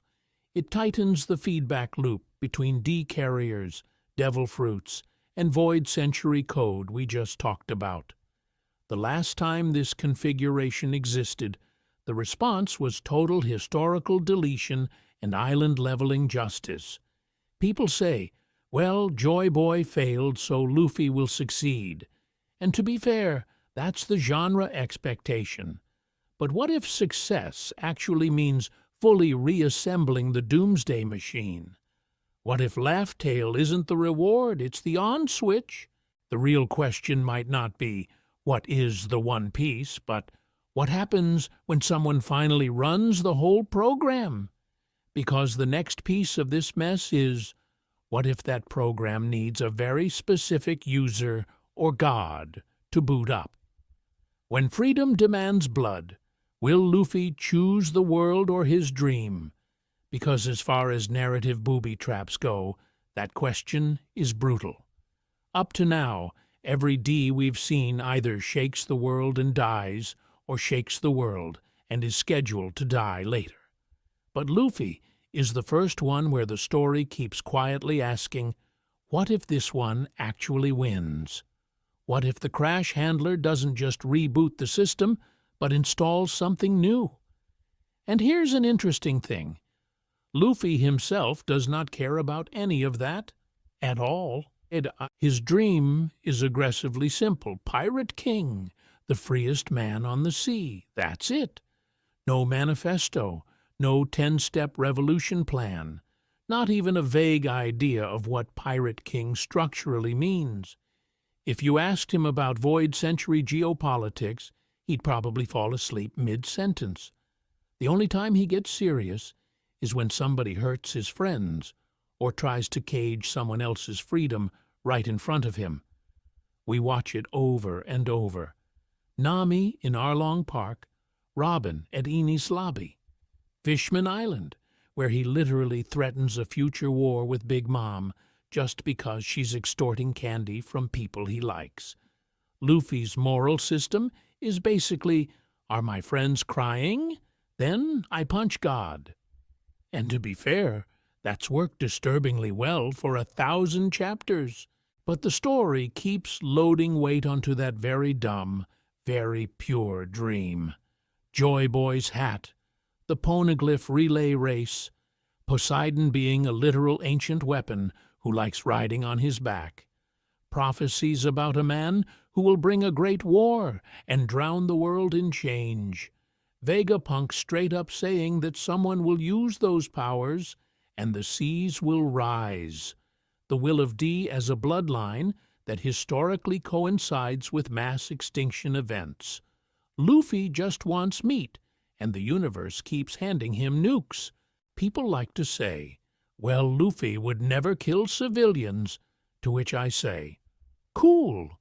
What if the only button that frees Fishman Island, topples the celestial dragons, and ends 800 years of oppression is the exact same button that triggers an ancient weapon and wipes out, say, 10 Alabastas worth of innocent people? What does a guy who refused to sacrifice a single crewmate at Thriller Bark do when the trolley problem is scaled up to continents? I want to emphasize, this isn't some edgy Luffy secretly becomes evil fanfic. The darker idea is that he stays exactly who he is. And that's the problem. The world has set up a situation where any honest attempt at total freedom is also an honest attempt at total catastrophe. If he walks away, he betrays Joy Boy, Fishman Island, everyone crushed under the celestial dragons. If he pushes forward, he might become the smiling face on the worst death toll in history. And the scariest One Piece theory isn't about Imu being a parasite god or devil fruits being soul prisons. It's that Oda is steering us toward a final choice where Luffy has to pick his dream of absolute freedom or the world's survival. And what happens to One Piece if, for the first time, I'll beat you and it'll all work out just doesn't? Threading the needle. How all these horrors secretly fit together.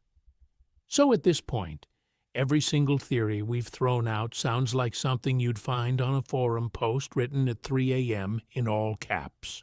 Genocide timelines, parasite gods, soul fruits, Joy Boy as the world's worst project manager. Individually, they're insane. But the real problem is that they fit together way too well to ignore. To which I say, that's exactly why they're scary. Because as far as big-picture structure goes, the Void Century stops looking like a vague historical gap and starts looking like the one violent event that stitches all of this into a single nightmare. Not just, we lost some books, but a deliberate global reset.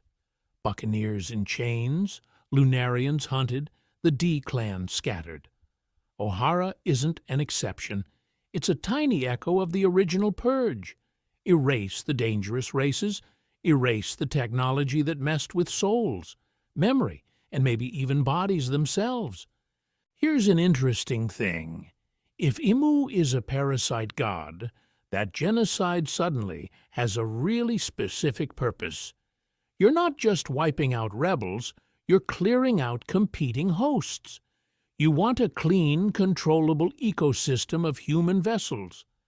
The celestial dragons stop being merely cartoon villains and become literally possessed aristocratic husks, a curated herd for an immortal, body-hopping entity that rules by riding them like meat mechs. The Gorosei, high-level administrators of the parasite system, the IT department of God. And then devil fruits slide perfectly into place as the residue of that same era. Vegapunk calls them alternate possibilities of human evolution. But if you squint, that reads like weaponized consciousness. Fragments of sealed demons, failed souls, aborted hosts that couldn't be fully erased in the purge, so they got encoded into nature instead. The sea hates them, because the sea remembers what they actually are. Joy Boy's failure stops being a simple broken promise and turns into the first serious attempt to crash this system. He looks at Imu World, looks at the Soul Tech, and tries to flip the table. And to be fair, maybe his original plan would have killed almost everyone. So he picks the lesser catastrophe. Lose the war, trigger the flood, hide the weapons, and leave behind a dangerous backup program instead of a clean victory. That backup is the Will of D, not a heroic surname, but distributed malware, a virus embedded in bloodlines, stories, Poneglyphs, designed to eventually overload the parasite operating system, even if it means breaking the world again. That's why every D drags an era into chaos. Rocks, Roger, Luffy, Blackbeard. They're not coincidences, they're scheduled crashes. And the D's laughter at death? In this model, it's not just bravery, it's a symptom. The program doesn't value the individual process. It's fine with terminals dying if the networked extinction level objective fires correctly. Suddenly, everyone maps cleanly. Celestial dragons, possessed husks. Gorosei, admin accounts. Ancient races, failed or incomplete vessels. D-bearers, living malware, walking around with big, goofy grins. I want to emphasize how many of Oda's favorite visuals now read, like echoes of this same core conflict.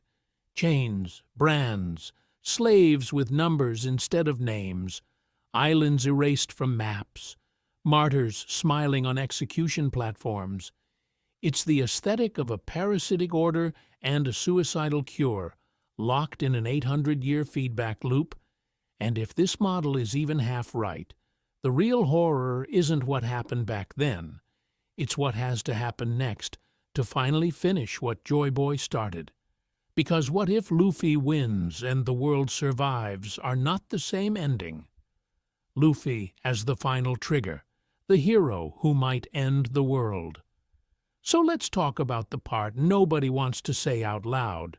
What if Luffy isn't the cure? He's the loaded syringe. Because as far as narrative framing goes, the series has spent 1,000+ chapters quietly building a world-ending bomb and then handing it to the happiest idiot alive. On the surface, the fandom reads Luffy as pure freedom and joy. He's the guy who punches tyrants, eats meat, and solves fascism with friendship. And, to be fair, that's all true. But here's an interesting thing. His timing, his bloodline, his fruit, his era, all of it is suspiciously overfitted. Void Century secrets are waking up. Emu is moving. The seas are boiling. And right in the middle of this mess, we suddenly get the fully awakened Joy Boy 2.0 patch. We've been trained to hear D and think destined heroes. But look at the track record. Rox D. DeBeck almost tore the world system apart. Roger kicked off the Great Pirate Era. Blackbeard is literally a walking natural disaster. These are not stable people. Vegapunk basically spells it out. This is a bloodline that drags the world into storms. The Will of D starts to look less like a blessing and more like a world-ending program queued up centuries ago, with Luffy as the final execution vector for the Ancient Kingdom's plan Joy Boy couldn't finish. Then we slap the Nika branding on top. Sun God of Liberation, everyone cheers, cool silhouette. But liberation from what, exactly? If the system itself is the crime, then true freedom probably doesn't mean reform, it means reset. A God of liberation that appears at cyclical breaking points is not a social worker, that's a cosmic uninstall button. Luffy's awakening turns him into this reality-bending cartoon that can laugh through anything, and to which I say, that's not just quirky, that's the D-smile at death dialed up to a metaphysical setting. I want to emphasize how Gear 5 feels wrong in universe, the Gorosei Panic. Zunisha hears drums from 800 years ago. The world reacts like an old wound reopening. That constant laughter in impossible situations isn't just optimism. It's the clearest sign the program is fully active.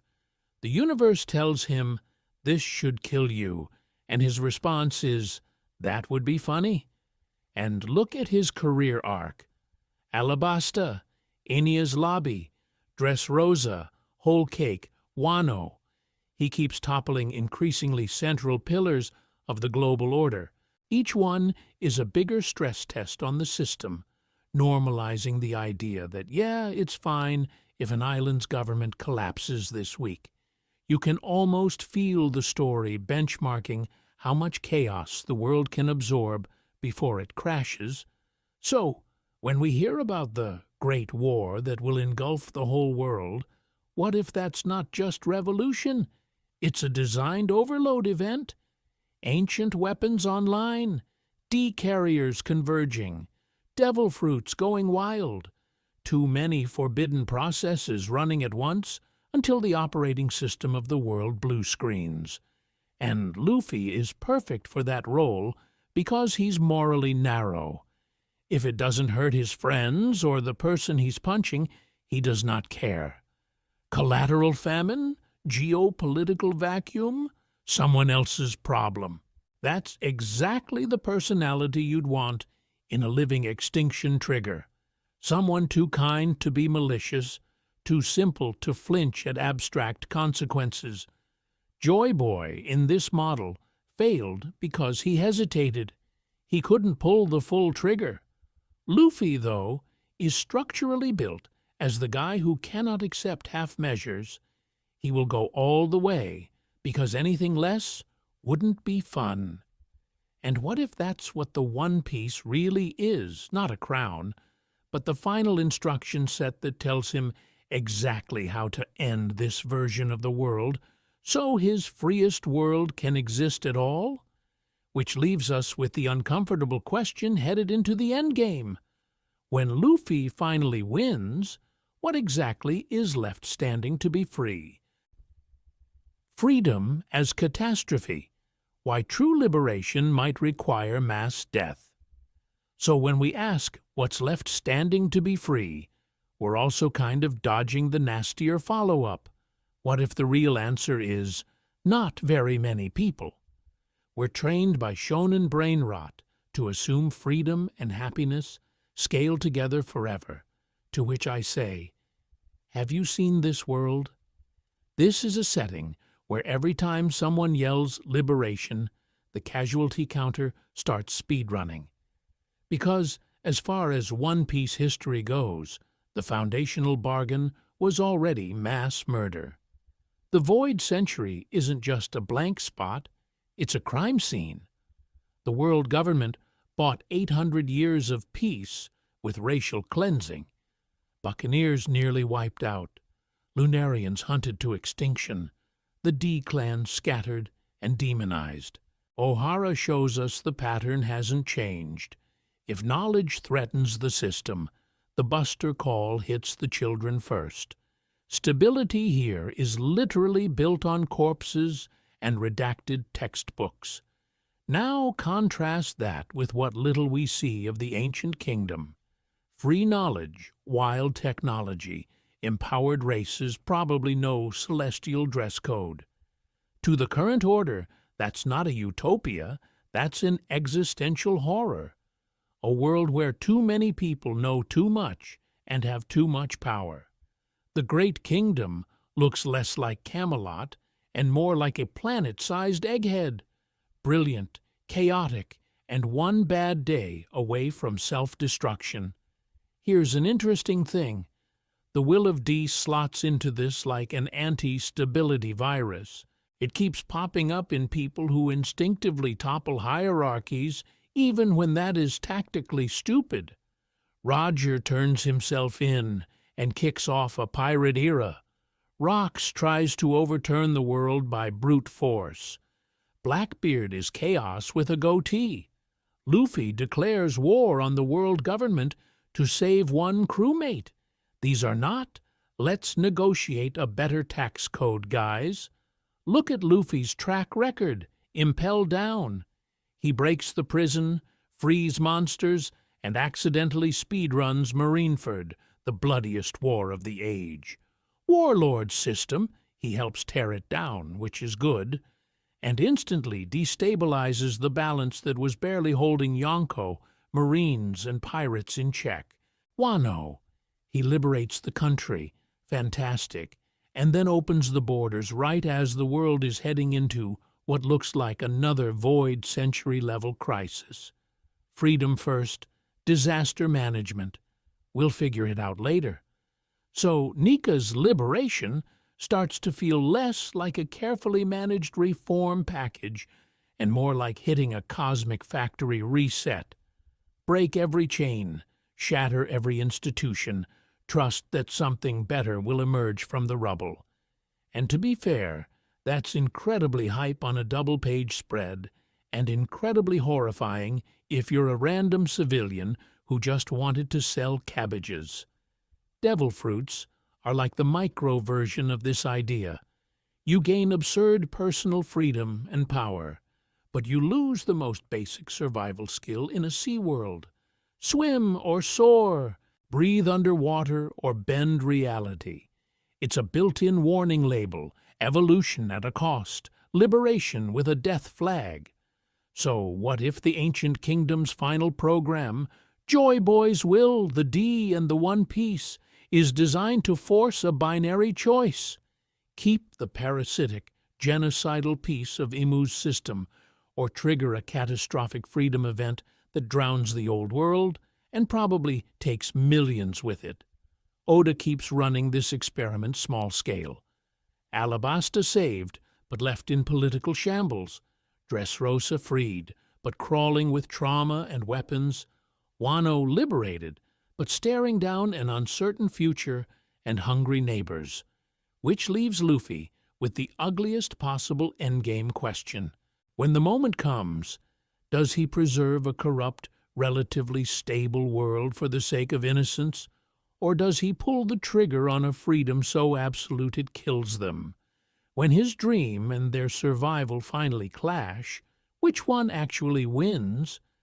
And what if the D has already decided that answer for him? The world government's terrible logic, when the villains might be right. And here's the really cursed possibility.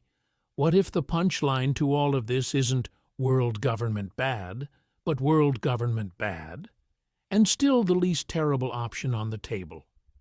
Because as far as horror twists go, the scariest one isn't that Imu is evil, it's that Imu and the Gorosei might actually be doing their jobs, not as cartoon supervillains, but as long-term managers of a containment protocol that's been running for 800 years.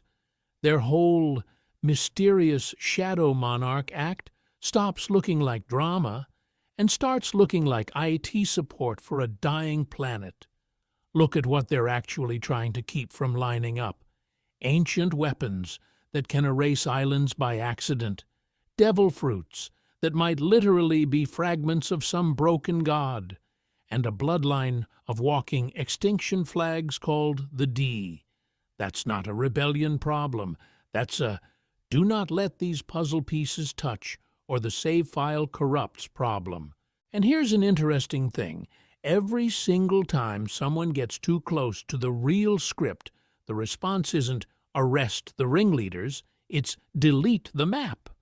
O'Hara doesn't just get a slap on the wrist, it gets a buster call that wipes out scholars, kids, the entire island, just to bury research on the void century. Eni's lobby isn't just a courthouse. It's a giant sign saying, if you make it this far into our secrets, we are literally prepared to nuke our own judiciary. God Valley? Vanishes off the map. Lulusia? Laser pointered out of existence the second its people start talking about revolution and Sabo sees too much. That pattern looks less like paranoia and more like someone terrified of a specific chain reaction, as if they've run this simulation before, and it ended with, "World ended. Do you want to load your last save?" Now plug in the parasite god theory. If Imu is not a person, but a body-hopping entity that needs a rigid, hierarchical host system to survive, the world government's brutality doubles up. On one level, it's self-preservation. Keep the host class docile. Keep the fruit system stable. Keep the D scattered. On another level, it's world preservation.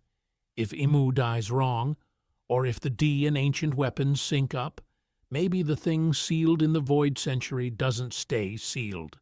Suddenly, the D clan, Lunarians, Buccaneers, all those extinct peoples, stop reading as oppressed minorities and start reading as unstable biological weapons. Joy Boy, Rocks, Roger, Luffy, Blackbeard, every era where a D rises, the world tilts toward mass casualty chaos. The government's file probably doesn't say Heroes of Freedom. It says Recurring Catalyst Class, do not allow to congregate. And to be fair, none of this morally justifies genocide or slavery. I want to emphasize that.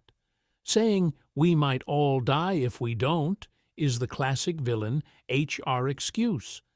But it does give the system a coherent, monstrous rationale. The celestial dragon's grotesque privilege becomes part of the control mechanism. Keep the host nobility so pampered, so insulated, so terrified of losing status that they'll never question the god thing whispering orders from the empty throne. Joy Boy then becomes the failed third option, He probably tried to break the cycle without burning the world or freezing it, a middle path between total control and total freedom. And when that collapsed into the void century cataclysm, the survivors looked at the ruins and said, "Never again! Lock everything down! Kill whoever we have to!" So here's the ugly question we're being set up for. If dismantling the world government almost guarantees that all these sealed systems and cursed bloodlines collide into a new extinction event, do you still cheer as loudly for its fall? And what if Luffy's already made that choice just by existing? The One Piece as a doomsday manual, not treasure, but instructions. So if Luffy existing is already a loaded gun pointed at the planet, then we kind of need to talk about the bullet, the One Piece itself, because people still picture this classic pirate fantasy, gold, glory, and everyone having a big laugh with their sock mugs in the sunset. To which I say, Oda did not spend 25 years building a geopolitical horror show, so the final answer is, congrats, here's a shiny pile. Roger's crew didn't get rich, they got information. Roger didn't come back from Laugh Tale like, "Guys, we're set for life." He came back laughing and then immediately scheduled his own execution. That's not a man who found loot. That's a man who read the world's worst spoiler. The timing is important. He learns the truth, realizes the prophecy clock isn't ready, and instead of acting, he scatters clues, has a kid, and dies on purpose to kick off the next era. That's a judgment call on readiness, not on treasure value. So the darker read is, the One Piece is basically a doomsday manual. Not just, here's what happened in the Void Century, but complete documentation. The ancient kingdom's tech specs, the real nature of devil fruits as an artificial evolution system, the operating manual for the D-Clan as a world-ending program. Vegapunk gives us the kiddie version. Devil fruits are alternate possibilities of humanity. Cool. Now imagine the adult version that tells you how to overwrite the species. Here's an interesting thing. If inherited will is malware, the One Piece is the final patch notes. It explains how to fully execute the program, what the side effects are, and what kind of world is left running after the reboot. The D smile at death because, as far as their code is concerned, death is just the install screen. Joy Boy tried to run this update once, bricked half the planet, and the survivors hit factory reset by inventing the world government. But I want to emphasize it's probably not just text. We're talking about a physical mechanism baked into that manual, a device, a network, a coordinate system that, once you flip it on, syncs the ancient weapons, the sea levels, maybe even devil fruits themselves. Pluton fires, Poseidon calls the seas, Uranus rewrites the sky, and suddenly the alternate possibilities stop being individual powers and start being a global setting, which plugs into one of the nastiest theories. The current map is fake. The red line and grand line are not natural. They're containment walls. The One Piece is the key to collapsing that prison, flooding the world back into a single ocean. Great for freedom, terrible for coastal real estate. Joy Boy didn't leave this as a gift basket. It's a test. Whoever reaches it has to be strong and unhinged enough to challenge the system, but also willing to carry the guilt of however many people drown when they press run. That's why Roger laughed. He realized the Great War and the actual Chosen One were still centuries out, and if he tried to force the update early, he'd just speed-run Joy Boy's failure. And then we get Luffy, a man who hates information, politics, and planning. He is literally the worst possible candidate to read a doomsday manual, which is exactly why he might be the only one we can trust with it. He won't use it to optimize tyranny. He'll use it, if at all, because his gut says, my friends will be freer on the other side, even if the path is a mess. So if the One Piece is less treasure and more world-ending instruction booklet, the mystery shifts. We don't actually care what it is anymore. The real question is, when Luffy finally stands in front of that manual, does he light the fuse or walk away? And what if walking away is the one thing Joy Boy could never do? Everyone's dream, no one's world. Why every faction is doomed to lose. So when Luffy's staring at that metaphorical world-ending manual, the scary part isn't just, does he press the button? The scary part is that every single person with a dream in this story is also reaching for a different button, and the console only has room for one. Luffy's freest world, Dragon's revolution, the government's eternal order, Blackbeard's chaos, the ancient race's restoration. These are not compatible DLC packs. This is mutually exclusive endgame content. Because as far as the setting is concerned, the world is already a completed genocide speedrun. The Void Century, the erasure of the Great Kingdom, the culling of Lunarians, Buccaneers, D-clans. This whole system is built on racial cleansing and parasitic control. You don't fix that with a vibe shift. Any total victory just rebrands the same problem. To stabilize a new order, somebody's getting thrown back on the altar. Different logo, same blood. Look at the world government's win condition. We've basically seen it. O'Hara wiped out, Saul frozen, an entire island buster called just to hide archaeology homework. Emu casually deleting Lulutia from the map. Their ideal future is permanent suppression of D's, ancient weapons, forbidden history, peace through fear, slavery, and selective extinction. They keep devil fruits and weapons around as tools, but only if the right parasites are holding the leash. It's grotesque, but it is internally consistent. Now take the Revolutionary Army. People love to say, well, once they toppled the celestial dragons, we're good. To which I say, have you seen this power curve? Even if Dragon wins, he inherits a nightmare. Devil fruits that can rewrite souls. D-bearers who statistically cause eras of chaos. Planet-busting weapons sitting under the floorboards.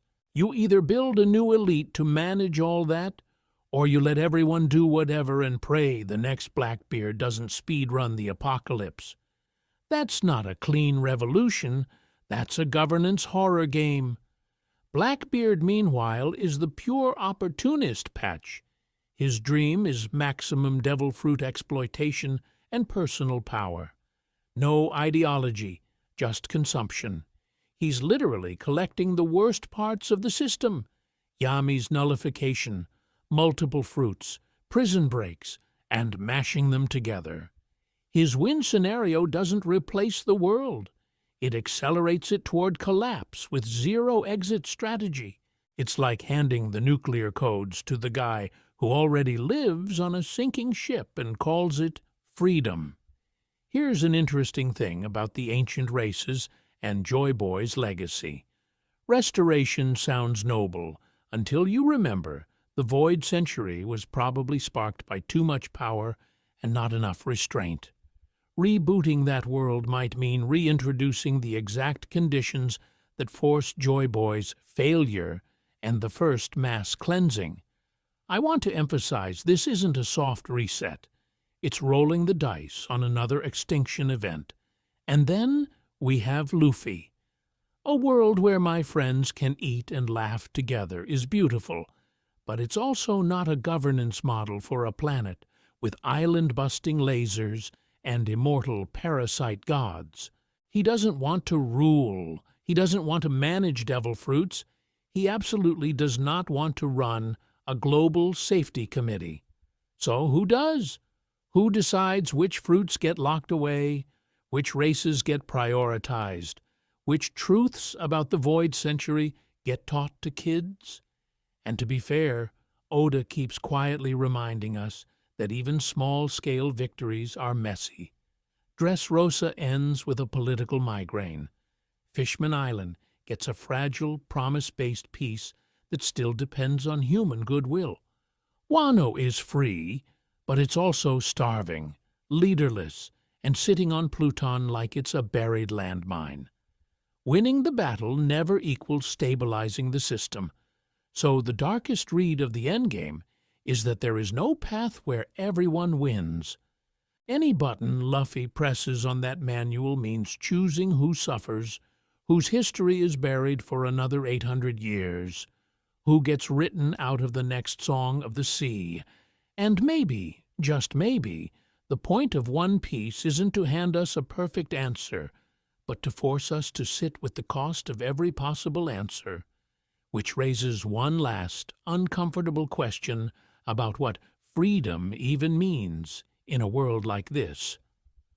Oda's Dark Mirror, Why These Theories Feel Too Real. So at this point, we've spent a frankly unhealthy amount of time talking about cartoon pirates, stretchy boys, and talking skeletons, and somehow ended up at genocide, world-ending curses, and parasite gods. Which is funny, until you realize the only reason these theories hit so hard is because they're not actually that far from how human history already works. Because as far as the Void Century goes, the world's first successful genocide is just the fantasy skin on stuff we've already done. Colonial empires literally wiped out cultures, languages, and bloodlines, then wrote themselves in as the civilized heroes. O'Hara getting Buster called for reading the wrong books? That's not subtle. That's the Library of Alexandria plus residential schools, plus every time a regime torched archives to make sure the losers stayed losers. Here's an interesting thing with Emu as a parasite god. That whole body-hopping, immortal will idea is basically how ideology behaves. Nobody has to be mind-controlled by tentacles when you already have systems where people are just vessels for the party, the market, or the faith. Totalitarian regimes, cults, even some corporations run on this logic. The individual is disposable, the structure is sacred. Emu is that, but with a cool hat and a murder laser. Devil fruits as cursed power work the same way. Vegapunk calls them alternate possibilities of human evolution, but the darker read is, this is tech that outpaced ethics. Nuclear weapons, genetic engineering, AI, each promises godlike control with catastrophic failure modes baked in. You get flight, earthquakes, mind control, but also a world where the ocean itself hates you. To which I say, that's just climate change with better character design. The Will of D as malware sounds wild until you remember generational trauma and revolutionary ideals are already like that. Families pass down stories, grudges, and half-understood slogans that outlive the original context. A D smiling at death is what happens when you inherit a script that says your role is to blow up the system without ever getting the patch notes for why. Joy Boy's failure and Roger's choice not to push the big red button? That's every leader who decides solving this now costs too much and punts it to the future. Nuclear disarmament talks, climate accords, post-war justice, pick your poison. The problem doesn't vanish. It just compounds until some rubber idiot has to deal with it. And I want to emphasize, One Piece doesn't just flirt with this stuff. Slavery, racism, classism are the plot engine. Fishman Island's discrimination cycles, Sabaudi's human auctions, Mariéjoi's living furniture. Oda is not being coy. The dark readings feel earned because the text is already a mess of systemic cruelty wrapped in gags. So it's not that Oda is secretly writing a horror series, it's that he's honest about how ugly the foundations of most golden ages actually are. These theories resonate because they treat One Piece less as escapism and more as a stylized mirror. What would we erase, enslave, or sacrifice to keep our own world stable? And to be fair, whether any specific theory is right almost matters less than the fact that they feel plausible. That tells us something uncomfortable about this story and about us, which sets up one last question. If the treasure at the end really is freedom, what kind of world are we actually asking to be freed into? Why lean into the darkness? How these theories change, how you watch. So when we talk about genocide, void century, parasite god Imu, devil fruits, as failed souls, it's very easy to go, okay, isn't this too dark for One Piece? Isn't this supposed to be the fun pirate manga where the reindeer does doctor cosplay? To which I say, it actually makes the fun part stronger. Because as far as emotional contrast goes, you don't get catharsis without an abyss to bounce off of. If the Void Century really was a successful global cleansing, if Imu is literally a body-hopping leech sitting on an empty throne, then every tiny act of kindness in the present isn't just cute, it's rebellion.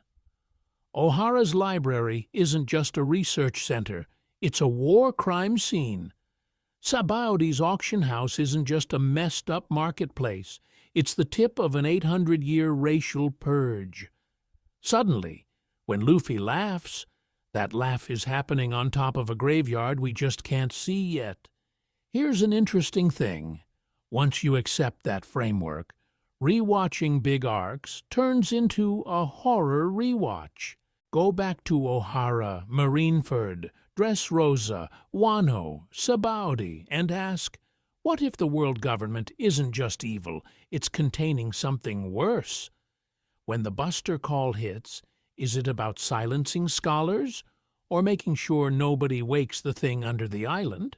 When Luffy rings the ox bell after Marineford, is that a victory? Or literally ringing the alarm clock for a second Joy Boy catastrophe? I want to emphasize how much this changes moment-to-moment viewing.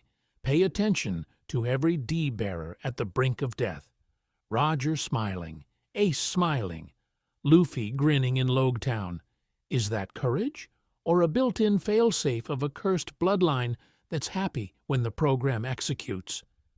Watch Devil Fruit awakenings like Doflamingo, Katakuri, Law, and ask, is this power, or is the prison finally leaking? Anytime someone talks about balance or the empty throne, read it as system error messages, not just cool political flavor. And to be fair, a lot of these specific theories will probably never be confirmed. Maybe devil fruits aren't tortured souls. Maybe Imu isn't a literal parasite god. But they still work as interpretive lenses.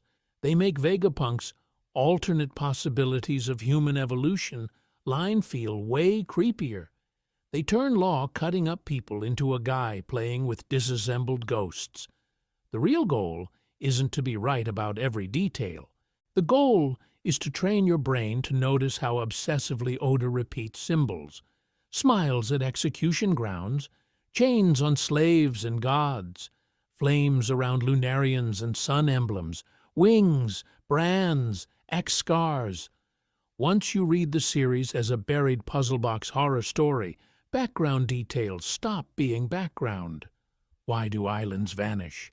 Why are certain races mythologized while others are erased? Why does the sea itself feel like a hostile immune system rejecting humanity? And yet, embracing all this doesn't mean abandoning the joy. It means realizing that every feast, every party, every dumb gag is a defiant celebration on the edge of an abyss that might be one bad decision away from swallowing everything. So now that we've reframed One Piece through this darker lens, what are the actual takeaways? And what do you do with them once you start seeing the story this way? From laugh tale to last panel, the darkest takeaways in one place. So let's zoom out for a second, because as far as mental whiplash goes, we've kind of taken you from goofy rubber pirate to cosmic horror fanfic pretty fast.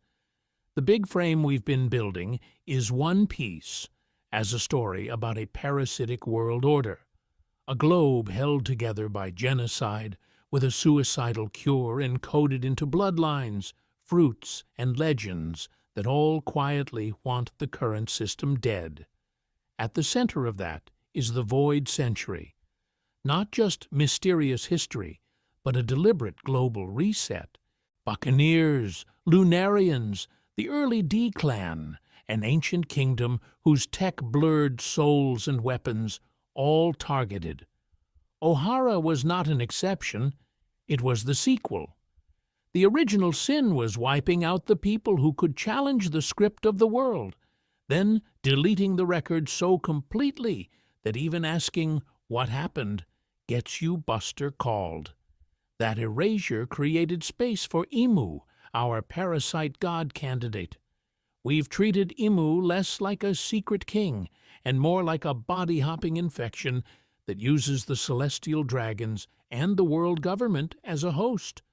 The Gorosei tanking impossible damage, the way the CDs act like cultists instead of rulers, it all reads like a containment strategy.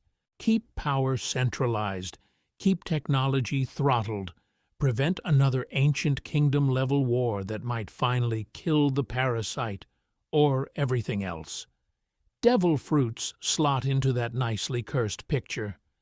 Vegapunk calls them alternate possibilities of human evolution, to which I say, cool! That's exactly how you describe weaponized consciousness without scaring children.